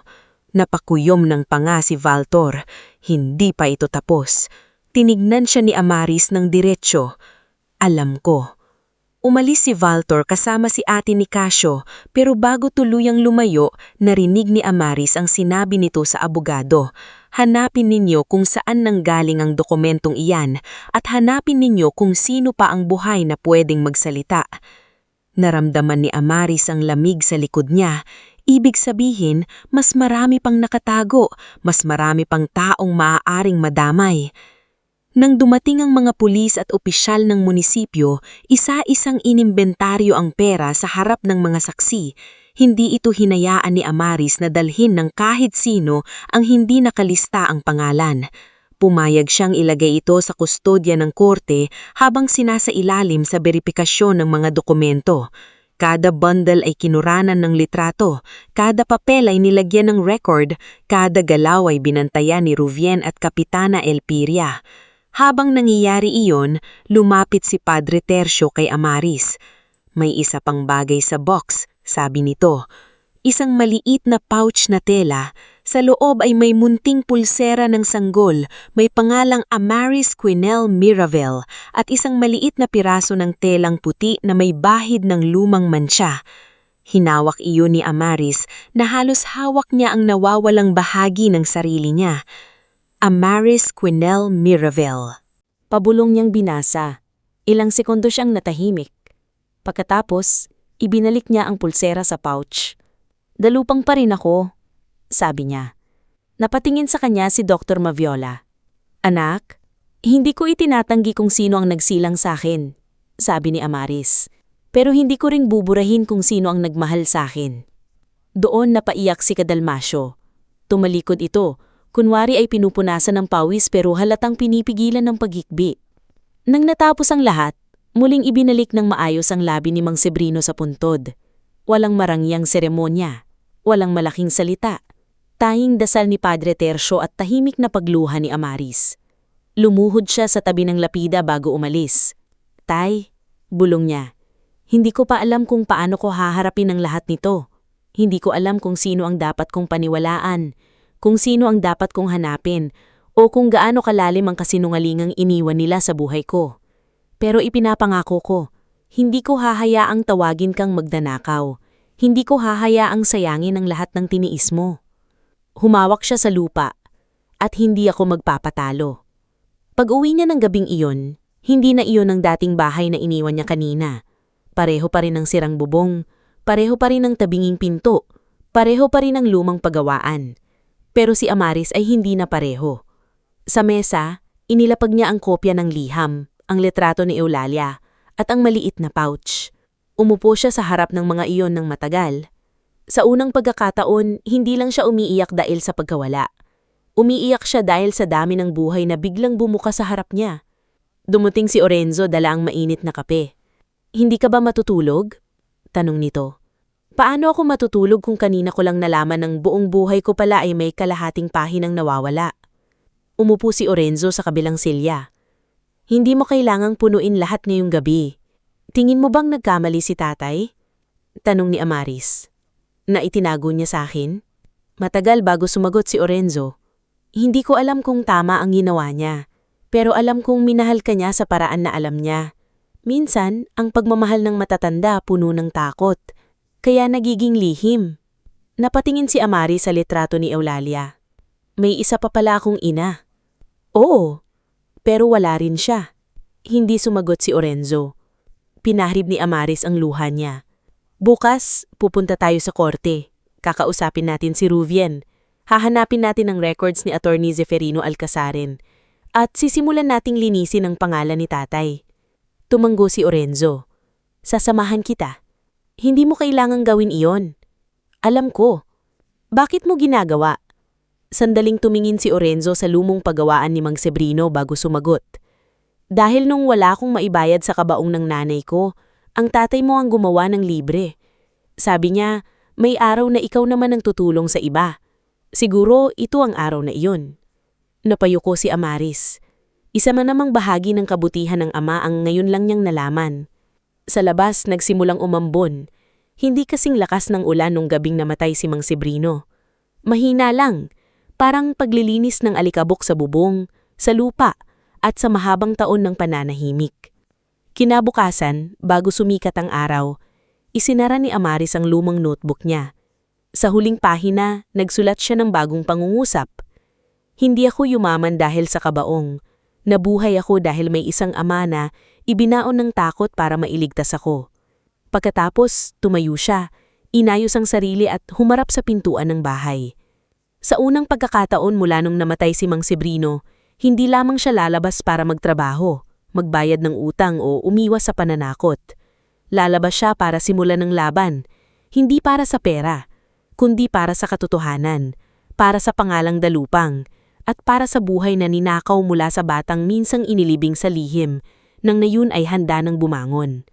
Hindi pa man ganap na sumisikat ang araw, nasa biyahe na si Amaris sa papuntang munisipyo kasama sina Orenzo, Ruvien, Dr. Maviola at Padre Tercio. Hawak niya sa kalandangan ng makapal na envelope na naglalaman ng mga kopya ng liham ni Mang Sebrino, litrato ni Eulalia, birth bracelet at mga dokumentong nakita sa metal box. Hindi na niya dala ang tunay na pera dahil nasa kustudiya na ng korte. Pero parang pasan pa rin niya ang buong bigat ng 100,000,000. Hindi dahil sa halaga nito, kundi dahil sa dami ng taong maaaring maghabol, magsinungaling at manakit para mapasa kanila iyon. Tahimik siya sa loob ng sasakyan ni Dr. Maviola. Sa labas, mabilis na dumadaan ang mga tindahan, tricycle at estudyanteng papasok sa eskwela. Normal ang umaga ng San Laureano, pero para kay Amaris, parang nagising siya sa mundong hindi niya nakilala. "Kinakabahan ka ba?" tanong ni Ruvien sa umaang silya. Huminga ng malalim si Amaris. "Hindi ko alam kung kaba pa ito o pagod. Parang 1 taon akong naghihintay sa sagot tapos nang dumating, mas marami palang tanong." Ganyan talaga kapag matagal ibinao ng katotohanan, sabi ni Padre Tercio.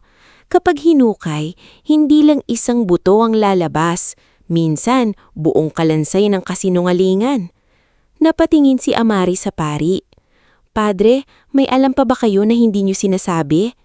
Hindi agad sumagot si Padre Tercio. Hinawakan niya ang rosaryo sa kamay. "May mga narinig ako noon, may mga takot akong hindi ko pinakinggan, pero ngayon, handa akong sabihin ang lahat ng alam ko sa tamang lugar." "Sa korte?" tanong ni Orenzo. Tumanggo ang pari. "Sa korte, at sa harap ng mga taong hindi kayang bilhin ni Valtor." Pagdating nila sa munisipyo, sinalubong sila ni Kapitana Elpiria. Hindi na ito kasing nuda tulad nung una nilang hinukay ang kabaong.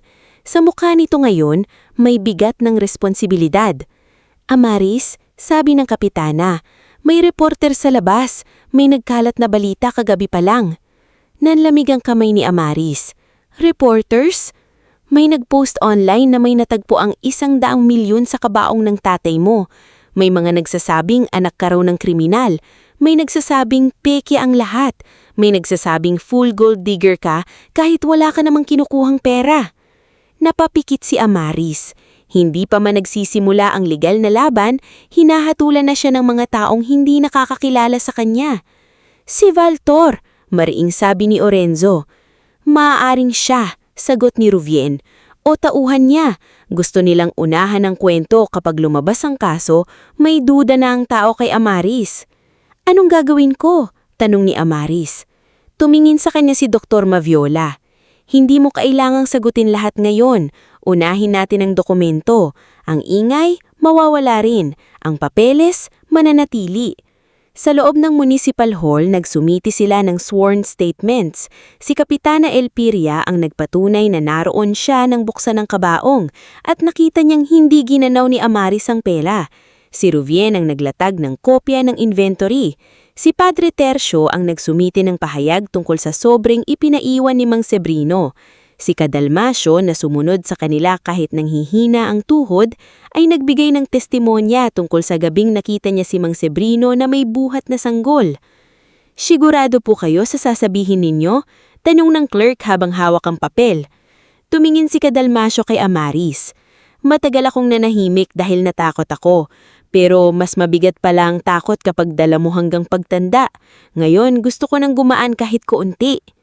Napaiyak si Amaris sa sinabi nito. Hindi niya inakalang ang mga taong tahimik sa paligid niya noon ay may kani-kanilang sugat din pala dahil sa lihim ng nakaraan. Ngulit habang inaayos nila ang unang hakbang ng kaso, kumikilos naman si Valtor sa kabilang bayan ng Sangtungin. Sa loob ng kanyang malawak na opisina, nakatayo siya sa harap ng bintanang tanaw ang lumang sementeryo. Nakaupo si Attorney Nicasio sa leather chair, hawak ang tablet kung saan makikita ang mga kumakalat na post tungkol kay Amaris. Effective ang unang bugso. Marami nang nagtatanong kung paano nagkaroon ng pera ang isang sepulturero. Hindi sapat ang tanong, malamig na sagot ni Valtor. "Gusto kong maniwala sila nang magnanakaw si Sebrino at kasabwat ang babae." "Delikado yan. May official inventory na, may saksi." Humakbang palapit si Valtor sa mesa. Ang korte, mabagal. Ang chismis, mabilis. Habang pinapatunayan nila ang katotohanan, sisirain natin ang pangalan nila. "Paano ang dokumento ni Eulalia?" Hanapin mo ang pinagmulan. Hanapin mo kung buhay pa ang kahit sinong konektado kay Attorney Zeferino Algazaren. At higit sa lahat, hanapin mo kung sino ang dating driver na nakaligtas noong gabing iyon. Natigilan si Nicasio. Si Manolo Crespian? Akala ko patay na siya. Walang record ng death certificate. Kung buhay siya, sabi ni Valtor, mas mabuti pang mauna nating siyang matagpuan kaysa kay Amaris. Samantala, sa maliit na bahay ng mga dalupang, ibang laban ang kinakaharap ni Amaris. Pagsapit ng hapon, pag-uwi niya mula sa munisipyo, may mga taong nakatayo na sa labas ng iskinita. May dalang cellphone, may nagvi-video, may nagbubulbusangan. Ang ilan dati niyang kapitbahay na halos hindi siya pinapansin, ngayon ay nakangiti na parang matagal na silang malapit. Amaris, tawag ng isang babae. Totoo bang may 1 milyon ka na? Pautang naman dyan. Baka naman gusto mong bumili ng bahay namin. May isang lalaking nagtanong pa, ilang milyon ang nakuha mo sa bangkay? Napahanto si Amaris, parang may sumampal sa kanya. Hindi nila nakikita ang ama niya, hindi nila nakikita ang sakripisyo, ang dugo, ang takot, ang 1 taong pangungutya. Pera lang ang nakikita nila. Lumapit si Orenzo at hinarangan ng mga nagvi-video. Tama na, umuwi na kayo. Bakit? Artista na ba ngayon siya? Sarkastikong sabi ng isang lalaki. Biglang bumukas ang bintana ni Aling Brisenda. Hoy, mga walang modo! Nung nagugutom ang batang iyan, wala kayong maipautang kahit sardinas. Ngayong may narinig kayong pera, parang kamag-anak kayong lahat. Magsiuwi kayo bago ko ibato itong paranggana. Dahil sa sigaw ni Aling Brisenda, natawa ang ilan at umatras ang iba. Ngunit hindi nawala ang sakit kay Amaris. Pagpasok niya sa bahay, naupo siya sa lumang bangko ng ama at napayuko. Ganito pala kapag may pera, sabi niya. Kahit hindi mo pa hinahawakan, nagbabago na ang tingin ng tao sa'yo. Hindi pera ang nagpapakita ng tunay na ugali ng tao. Sagot ni Dr. Maviola na sumunod sa loob. Inilalabas lang nito ang matagal nang nakatago. Sa gabing iyon, dumating si Ginang Solmira Vidanes. May dala itong paper bag ng mainit na pandesal, ngunit ang mukha nito ay seryoso. May kailangan akong sabihin, wika niya. Napatingin si Amaris. Tungkol po ba kay Eulalia? Naupo si Solmira. Oo, naging kasambahay ako sa bahay ng mga Miravel noong bata pa ako. Si Doña Eulalia ang pinakamabait na amo na nakilala ko. Hindi siya perpekto, pero hindi siya maromot. Noong buntis siya, marami ang galit sa kanya dahil ayaw niyang ipamahala ang estate sa mga Sarmiento. Sabi niya, ang yaman na hindi ginagamit sa tao, nagiging sumpa. Bakit po kayo nanahimik? Tanong ni Amaris. Tumulo ang luha ni Solmira. Dahil noong nawala siya, may 2 kasambahay na nagsalita. Kinabukasan, nawala rin sila. Ako, tumakas. Nagpalit ako ng apelyido ng mag-asawa ko. Akala ko kapag nanahimik ako, ligtas na ako. May nakita po ba kayo noong gabing iyon? Hindi lahat, pero narinig ko si Doña Eulalia bago siya tumakas. Sinabi niya sa driver na si Manolo, dalhin mo ang bata kay Sebrino kung magkagulo. Napatayo si Ruvien. Manolo? Buhay pa ba siya? Hindi ko alam, pero may narinig ako dati na may matandang lalaki sa barangay Talimundok na nagngangalang Lolong Nuling. Pilay, tahimik, at ayaw magpakuha ng litrato. Hindi ko sigurado, pero maaaring siya iyon. Doon nagbago ang direksyon ng laban. Kinabukasan, nagpunta sina Amaris, Orenzo, Ruvien at Cadalmasio sa barangay Talimundok. Malayo ito sa sentro. Kailangang dumaan sa lubak-lubak na kalsada at palayan. Habang nasa biyahe, tahimik si Amaris. Sa kamay niya, hawak niya ang litrato ni Eulalia. Iniisip mo siya? Tanong ni Orenzo. Iniisip ko kung kamukha ko ba siya at kung inisip niya ba ako bago siya nawala. Base sa sulat ng tatay mo, ipinaglaban ka niya hanggang dulo. 2 pala silang nagligtas sa akin, isang inang nagsilang at isang amang pumili. Pagdating nila sa talimundok, natagpuan nila ang maliit na bahay kubo sa gilid ng sapa. Doon nakatira ang matandang tinatawag na Lolong Nuling. Payat ito, kulubot ang balat at may pilay sa kanang paa. Nang nakita nito si Amaris, nabitawan nito ang tasa ng salabat. "Eulalia!" bulong ng matanda. Nanginig si Amaris. "Hindi po, ako si Amaris." Naupo ang matanda na parang nawalan ng lakas. "Buhay ka." Nagkatinginan sina Ruvien at Orenzo. Lumapit si Amaris. "Kayo po ba si Manolo Crespian?" Matagal na natahimik ang matanda. Pagkatapos, tumanggo ito habang umiiyak. "Ako ang driver na hindi nakaligtas sa amo ko," sabi niya. "Pero salamat sa Diyos na iligtas ni Sebrino ang anak niya." Doon inilahad ni Manolo ang buong bahagi ng gabing matagal nang ikinubli. Ayon sa kanya, pinirmahan si Eulalia ng mga peking dokumento para ilipat sa grupo ng mga Sarmiento ang kontrol sa Mirabel Estate. Nang tumanggi siya, hinabol siya. Sugatan man nagawa niyang makatakas dala ang sanggol at ilang dokumento. Si Manolo ang dapat magdadala sa kanila sa Maynilo, ngunit hinarang sila sa daan. Sa gulo, tumakbo si Eulalia papunta sa lumang sementeryo dahil alam niyang naroon si Sebrino, ang dating trabahador ng pamilya na pinagkakatiwalaan niya. Bakit si Mang Sebrino? Dahil minsan niyang iniligtas si Doña Eulalia noong bata pa siya sa baha. Mula noon, sabi niya, kung may isang mahirap na hindi kayang bilhin ng pera, iyon si Sebrino. Napaiyak si Amaris. Nagpatuloy si Manolo. Bago tuluyang mawalan ng malay si Donya, ibinigay ni kay Sebrino ang bata at metal box. Ako ang nagdala ng iba pang papeles kay Attorney Zeferino, pero hinabol din ako. Nabali ang paa ko sa banging. Simula noon, nagtago ako. "Handa po ba kayong tumestigo?" tanong ni Ruvien. Nanginginig ang labi ni Manolo. "Matanda na ako. Takot pa rin ako. Pero kung si Sebrino nga ay namatay na bitbit ang lihim para protektahan ng batang ito, hindi na ako dapat mamatay na duwag."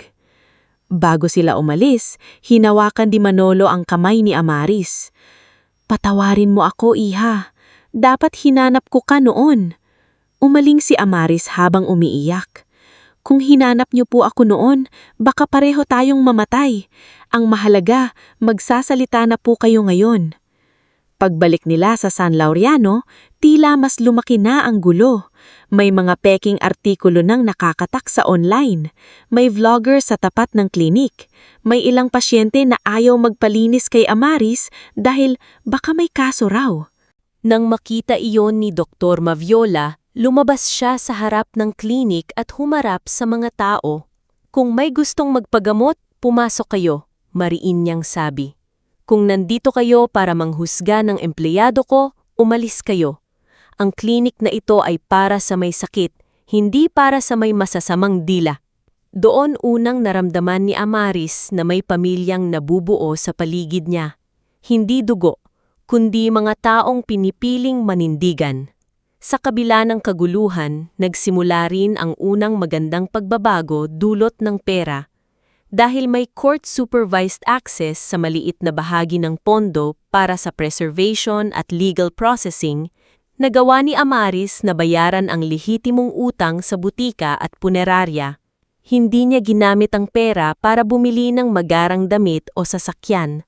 Ang una niyang ginawa ay ipaayos ang bubong ng bahay upang hindi na tumulo sa lugar kung saan dating natutulog si Mang Sebrino.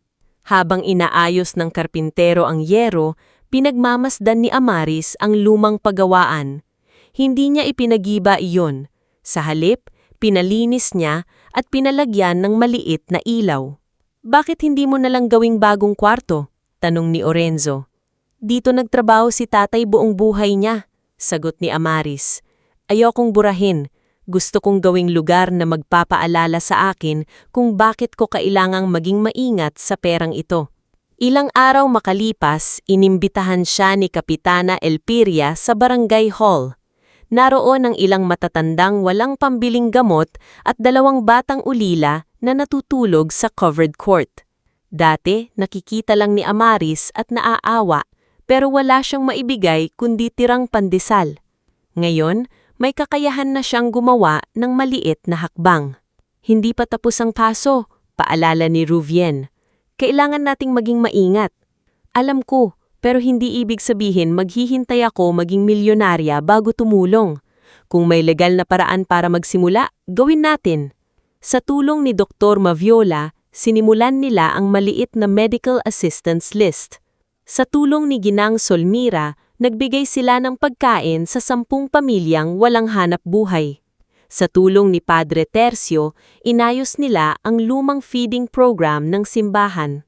Maliit pa ito, kontrolado at dokumentado, ngunit sapat para ipakita na hindi kayamanan ang habol ni Amaris.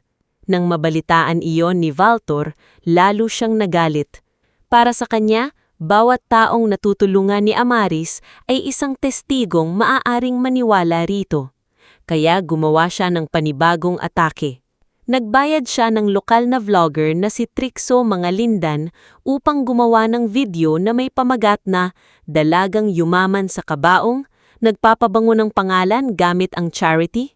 Kinagabihan, kumalat ang video. Tinawag si Amaris na mapagpanggap. Tinawag si Mang Sebrino na sepulturero ng sekretong yaman. Masakit iyon, ngunit sa halip managtago, nagdesisyon si Amaris na humarap sa bayan. Kinabukasan, sa harap ng barangay hall, nagtipo ng maraming tao. Naroon ang mga naniwala, mga nanghusga, mga usisero, at mga tahimik na nakiramay. Tumayo si Amaris sa simpleng entablado, walang mamahaling damit, walang alahas, hawak lamang ang lumang martilyo ni Mang Sebrino. Narinig ko po ang sinasabi ninyo. Simula niya, nanginginig ang goses ngunit malinaw. Na yumaman daw ako dahil sa kabaong, na magnanakaw daw ang tatay ko, na ginagamit ko raw ang pagtulong para pagtakpan ng kasalanan. Tumigil siya sandali at tinignan ng mga tao.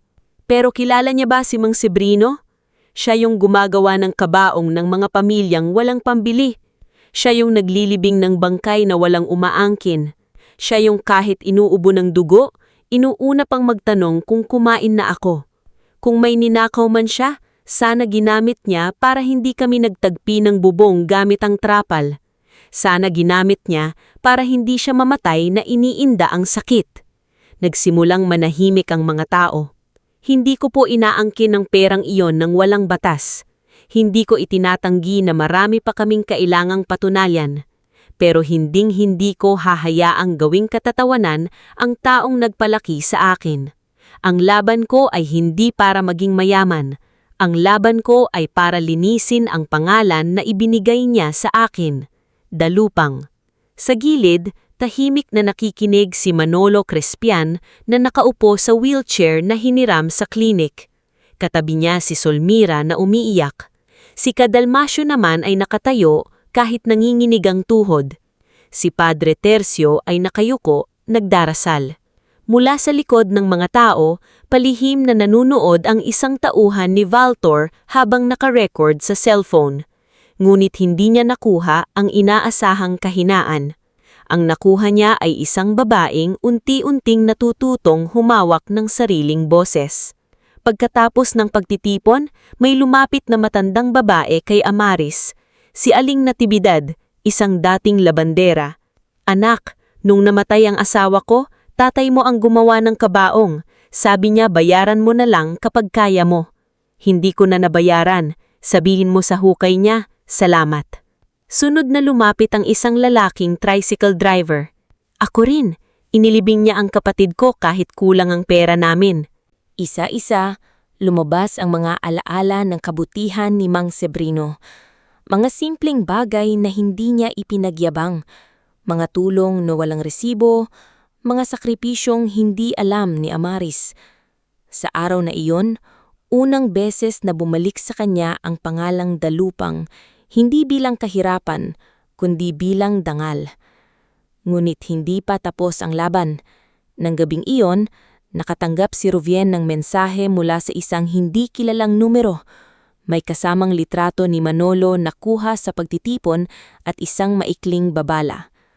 Kapag nagsalita ang matanda sa korte, hindi na siya aabot sa susunod na linggo. Pinakita ito ni Ruvien kina Amaris, Orenzo, Dr. Maviola at Padre Tercio.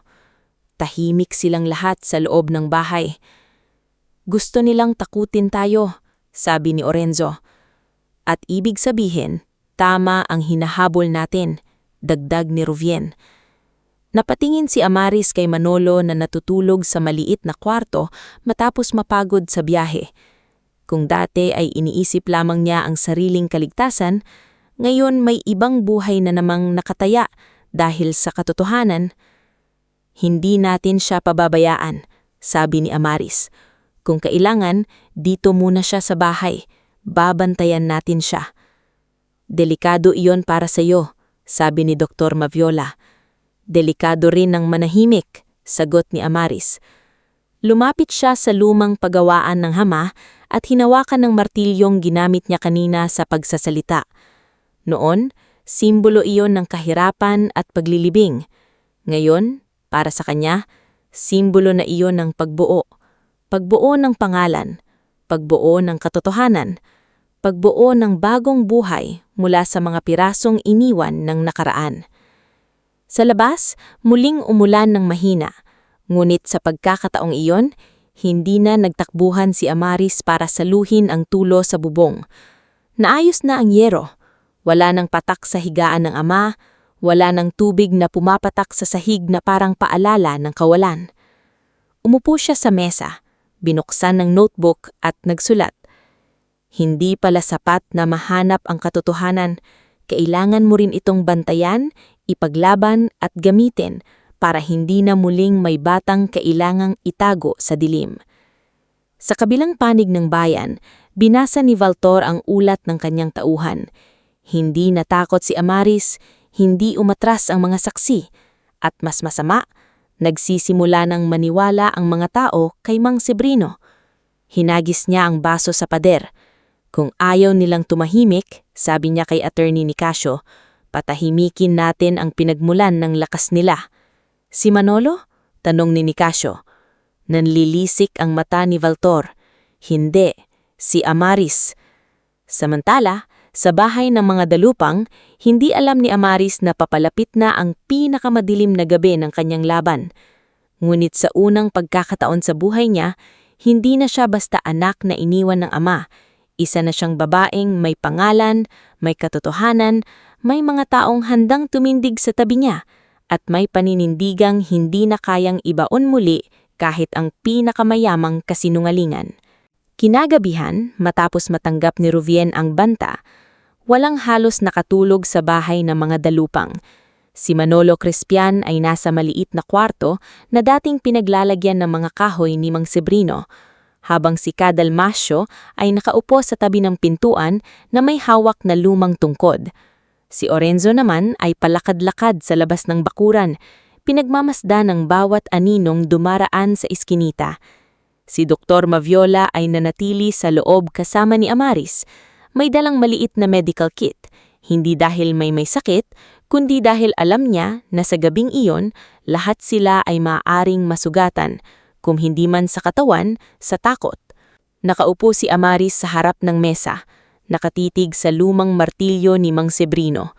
Sa tabi nito ay ang liham ng ama, ang litrato ni Oladia at ang maliit na pouch na may birth bracelet. Kanina lang, naramdaman niya ang unang pagbangon ng kanyang pangalan. Ngunit ngayon, muling lumapit ang panganib, at sa pagkakataong ito, malinaw na hindi na lamang pera ang gusto ni Valtor. Gusto niyang durugin ang loob niya. Amaris, marahang tawag ni Dr. Maviola. Kailangan mong magpahinga kahit kaunti. Umiling ang dalaga. Paano ako matutulog, Dok? Nasa bahay ko ang taong kayang magpatunay ng lahat. Kapag may nangyari kay Manolo, parang pinatay na rin nila ulit si tatay. Lumapit ang doktor at umupo sa tabi niya. Hindi ka na nag-iisa gaya noon. Alam ko po, pero yun ang mas nakakatakot. Noon, ako lang ang mawawala kung matalo ako. Ngayon, may mga taong nadadamay dahil pinili nilang maniwala sa akin. Hinawakan ni Dr. Maviola ang kamay niya. Hindi sila nadamay. Pinili nila. Malaki ang pagkakaiba noon. Bago pa makasagot si Amaris, may mahinang katok sa pinto. Agad tumayo si Orenzo mula sa labas at sinenyas na wag munang itong buksan. Lumapit si Cadalmasio sa bintana at sumilip. Nang makilala kung sino iyon, napabuntong hininga siya. Si Padre Tercio, sabi niya. Pagpasok ng pari, basa ang laylayan ng kanyang pantalon dahil sa ambon. Ngunit hindi iyon ang nakakuha ng pansin ni Amaris. Ang napansin niya ay ang takot sa mukha nito. Padre, may nangyari po ba? Tanong niya. Inilabas ni Padre Tercio mula sa loob ng kanyang bag ang isang lumang brown envelope. May iniwan pa si Sebrino sa akin. Pinagbawalan niya kong ibigay hanggat wala pang malinaw na panganib sa buhay mo. Napatayo si Amaris. Mayroon pa? Tumanggo ang pari. Akala niya darating ang araw na susubukan kang patahimikin. Ayaw niyang umabot dito pero kilala niya ang mga taong kalaban niya. Binuksan ni Ruvien ang envelope sa harap nilang lahat. Sa loob ay may lumang cassette tape, 2 kopya ng sinumpang salaysay ni Mang Sebrino at isang listahan ng pangalan ng mga dating tauhan ng Mirabel Estate. May nakabilog na pangalan sa pinakababa. Victoriano Sarmiento, ama ni Valtor. Diyos ko, bulong ni Ruvien. Hindi lang pala si Valtor, pamilya nila mismo ang nagsimula nito. Ikinabit nila ang lumang cassette tape sa maliit na player na hiniram ni Padre Tercio mula sa kumbento. Nang umandar iyon, unang narinig ang garalgal na ingay, pagkatapos ay ang mahinang boses ni Mang Sebrino. Kung naririnig mo ito, Amaris, ibig sabihin hindi na sapat ang liham ko. May mga taong susubog na burahin ang katotohanan. Ang tunay na may utang sa pamilyang Mirabel ay ang mga Sarmiento. Si Victoriano Sarmiento ang dating katiwala na nagtangkang ilipat sa sarili niyang pamilya ang yaman ni Euladia. Nang mabigo siya, pinahabol niya ito. Si Valtor, bata pa noon, pero nakita ko siya sa loob ng sasakyan na sumunod sa amin sa sementeryo. Hindi ko alam kung gaano karami ang alam niya, pero alam kong lumaki siyang hinahanap ang perang hindi kanila. Napatakip si Amaris sa bibig. Parang bumalik ang boses ng ama mula sa lupa para muling ipagtanggol siya. Nagpatuloy ang tape. Kung may isang testigong makakapagpatunay ng lahat, si Manolo Crespian. Kung buhay pa siya, ingatan ninyo siya. Kung ako'y wala na, siya ang huling susi para hindi nila matawag na magnanakaw ang pangalan ko.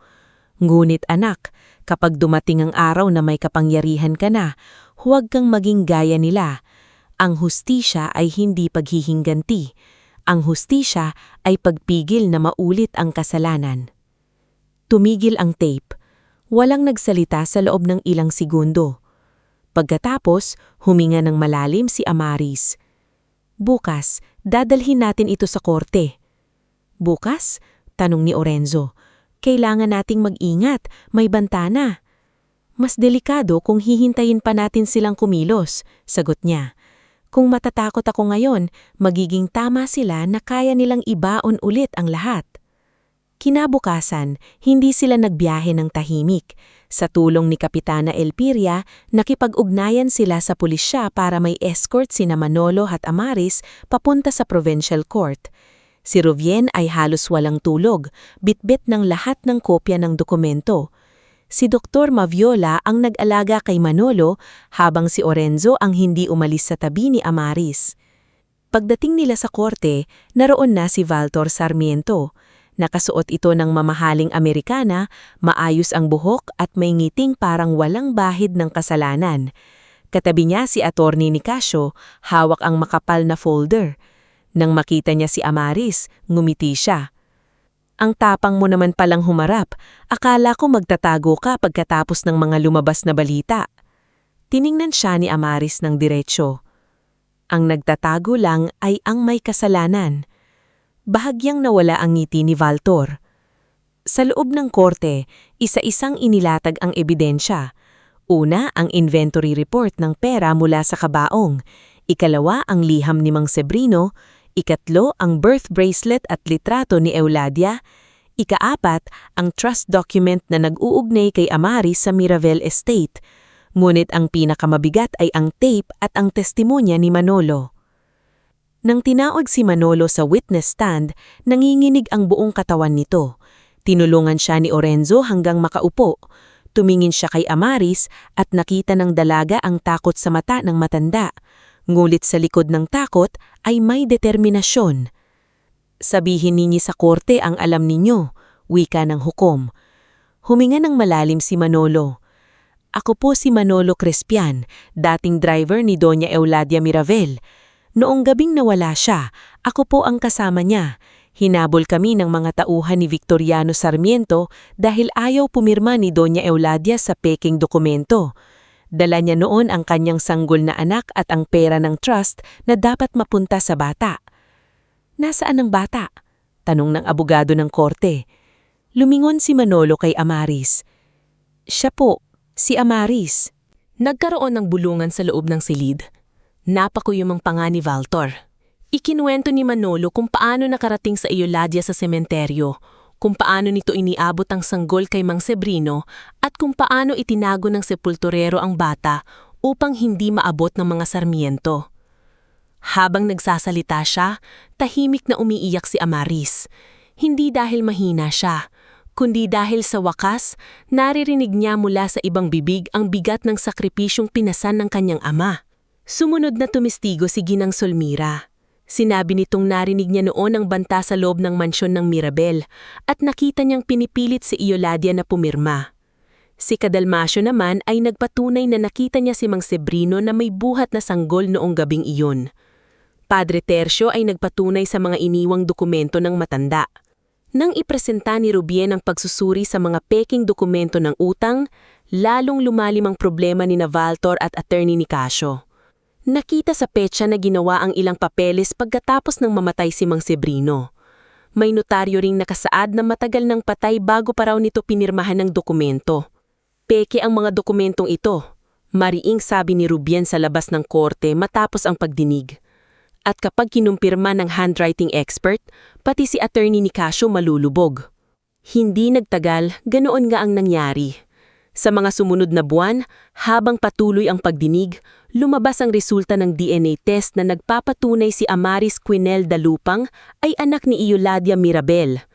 Lumabas din ang pagsusuri sa tape ni Mang Sebrino na tunay ang boses nito at hindi manipulado. Ang mga peking dokumento ni Valtor ay isa-isang bumagsak. May dating tauhan pa ng ama ni Valtor ang lumitaw at nagbigay ng salaysay kapalit ng proteksyon. Sinasabing matagal nang hinahanap ng pamilya Sarmiento ang perang itinago ni Sebrino. Hindi naging mabilis ang hustisya. Umabot ng halos 1 taon ang kaso. Sa panahong iyon, natuto si Amaris mabuhay sa pagitan ng dalawang mundo. Sa umaga, umaattend siya ng hearings, nakikipag-usap sa abogado at natututo tungkol sa estate na dapat pala ay kanya. Sa hapon, bumabalik siya sa lumang bahay, nagdidilig ng halaman sa harap at tinitignan ng pagawaan ni Mang Sebrino. Ayaw niyang kalimutan kung saan siya nagsimula. May mga araw na sumasakit pa rin ang loob niya. May mga gabi na tinatanong kung sino sana siya kung hindi siya itinago. Mayaman ba sana siya? Nakapag-aral ba sana siya sa magandang paaralan? Nakilala ba sana niya ang ina niyang si Euladia? Ngunit tuwing hahawakan niya ang martilyo ni Mang Sebrino, naaalala niya ang sagot. Maaaring nawala sa kanya ang buhay na dapat sana ay kanya, pero ibinigay sa kanya ang amang hindi kailanmang bumitaw. Dumating ang huling araw ng pagdinig sa isang maaliwalas na umaga. Punong-puno ang korte. Naroon ang mga taga San Loreno, sina Aling Brisenda, Ginang Solmira, Cadalmasio, Dr. Maviola, Orenzo, Padre Tercio, Kapitana Elpiria, at Manolo na mas malakas ngayon matapos maalagaan ng mabuti. Naroon din si Valtor, ngulit wala na ang dating yabang sa mukha niya. Ang Attorney Nicasio ay hiwalay nang nakaupo, sapagkat siya mismo ay nahaharap na rin sa kaso. Binasa ng hukom ang desisyon. Kinilala ng korte ang karapatan ni Amaris bilang legal na tagapagmana ni Euladia Mirabel. Kinilala rin na ang perang natagpuan sa kabaon ay bahagi ng trust fund na iniligpit ni Mang Sebrino hindi para nakawin, kundi para protektahan. Inutos ang imbestigasyon at pagsampa ng kaso laban kina Valtor, attorney ni Casio, at iba pang sangkot sa falsification, fraud, coercion, at pagtatangkang agawin ng ari-arian ng Mirabel Estate. Nang marinig iyon, napahawak si Amaris sa dibdib. Hindi siya nagsisigawan, hindi siya tumalon sa tuwa, umiyak lang siyang ng tahimik. Lumapit sa kanya si Orenzo. Tapos na. Umiling si Amaris habang nakatingin sa labas ng bintana. Hindi pa. Pero ngayon, pwede na akong magsimulang walang takot. Nang pabalabasin ng mga pulis si Valtor sa korte, sandali itong napahinto sa tapat ni Amaris. Namumula ang mukha nito sa galit. Akala mo panalo ka na? Bulong nito. Tinignan siya ni Amaris ng walang galit. Hindi ako nanalo dahil natalo ka. Nanalo ako dahil hindi mo na kayang gamitin ng kasinungalingan para manakit sa iba. Yun ang huling beses na nakita si Valtor na malaya. Pagkakarapos ng kaso, hindi biglang naging marangya ang buhay ni Amaris. Maaaring sana siyang lumipat sa malaking bahay, bumili ng mamahaling sasakyan o talikuran ng lumang iskineta. Ngunit hindi yun ang pinili niya. Ang una niyang ginawa ay ipaayos ng maayos ang bahay ni Mang Sebrino. Hindi niya ginawang mansyon. Pinatibay niya ang pundasyon, pinalitan ng bubong, linagyan ng maayos na kusina, at ginawang maliit na silid alaala ang dating pagawaan ng kabaong. Sa pader ng silid na iyon, isinabit ang litrato ni Mang Sebrino, ang martilyo nito, at isang maliit na karatala. Ang tunay na yaman ay ang dangal na hindi kayang nakawin. Gamit ang pondo ng Mirabel Estate, itinatag ni Amaris ang dalupang Mirabel Home of Second Chances. Hindi ito simpleng charity na ginawa para magmukhang mabait. Pinag-aralan niya ito, inayos ang papeles, kumuha ng matitinong tao at siniguro ang malinaw na accounting para hindi na muling maggamit ang pera sa kasinungalingan. Si Dr. Maviola ang naging medical director. Si Rovien, nakalaunan ay nakapasa sa bar exam, ang naging legal advisor. Si Orenzo ang namahala sa paghahatid ng gamot, pagkain at supplies sa mga liblib na barangay. Si Ginang Sulmira ang nagpatayo ng community bakery na nagbigay ng trabaho sa mga biyuda at senior citizen. Si Manolo naman, sa kabila ng katandaan, naging tagapagkwento sa mga batang ulila. Paalala na ang katahimikan ay maaaring magligtas minsan, pero ang katotohanan ang tunay na nagpapalaya. Tinulungan din ni Amaris sa mga trabahador sa sementeryo. Nagpagawa siya ng maayos na pahingahan, nagbigay ng protective equipment at naglaan ng pondo para sa libreng desenteng libing ng mga pamilyang walang kakayahan. Sinabi niya sa unang meeting ng foundation, "Ayokong may taong mamatay na parang walang halaga dahil lang wala siyang pera." Yan ang unang itinuro sa akin ng tatay ko. Lumipas ang 2 taon mula nang hukayin nila ang kabaong ni Mang Sebrino. Sa panahong iyon, unti-unting naghilom ang bayan ng San Laureano. Ang dating mga taong tumatawa kay Amaris ay natutong yumuko kapag nakakasalubong siya. Hindi dahil takot, kundi dahil nahiya. Ang si Aling Brisenda naman ay naging voluntaryong tagapaghanap ng impormasyon sa mga nangangailangan at ipinagmamalaki niyang, "Ako ang unang nakakaalam kung sinong dapat tulungan."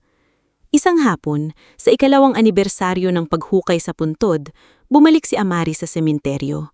Hindi na ito madilim at napapabayaan tulad noon. Malinis na ang daanan, may ilaw na sa paligid at may mga bulaklak sa puntod ng mga walang dumadalaw.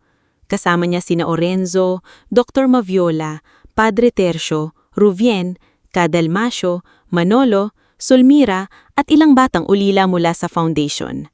Sa harap ng puntod ni Mang Sebrino, inilapag ni Amaris ang unang annual report ng dalupang Mirabel Home of Second Chances. Kasama nito ang mga litrato ng matatandang napagamot, batang nakapag-aral, pamilyang napakain, at mga libing na naisagawa ng may dignidad. Lumuhod siya at hinawakan ng lapida.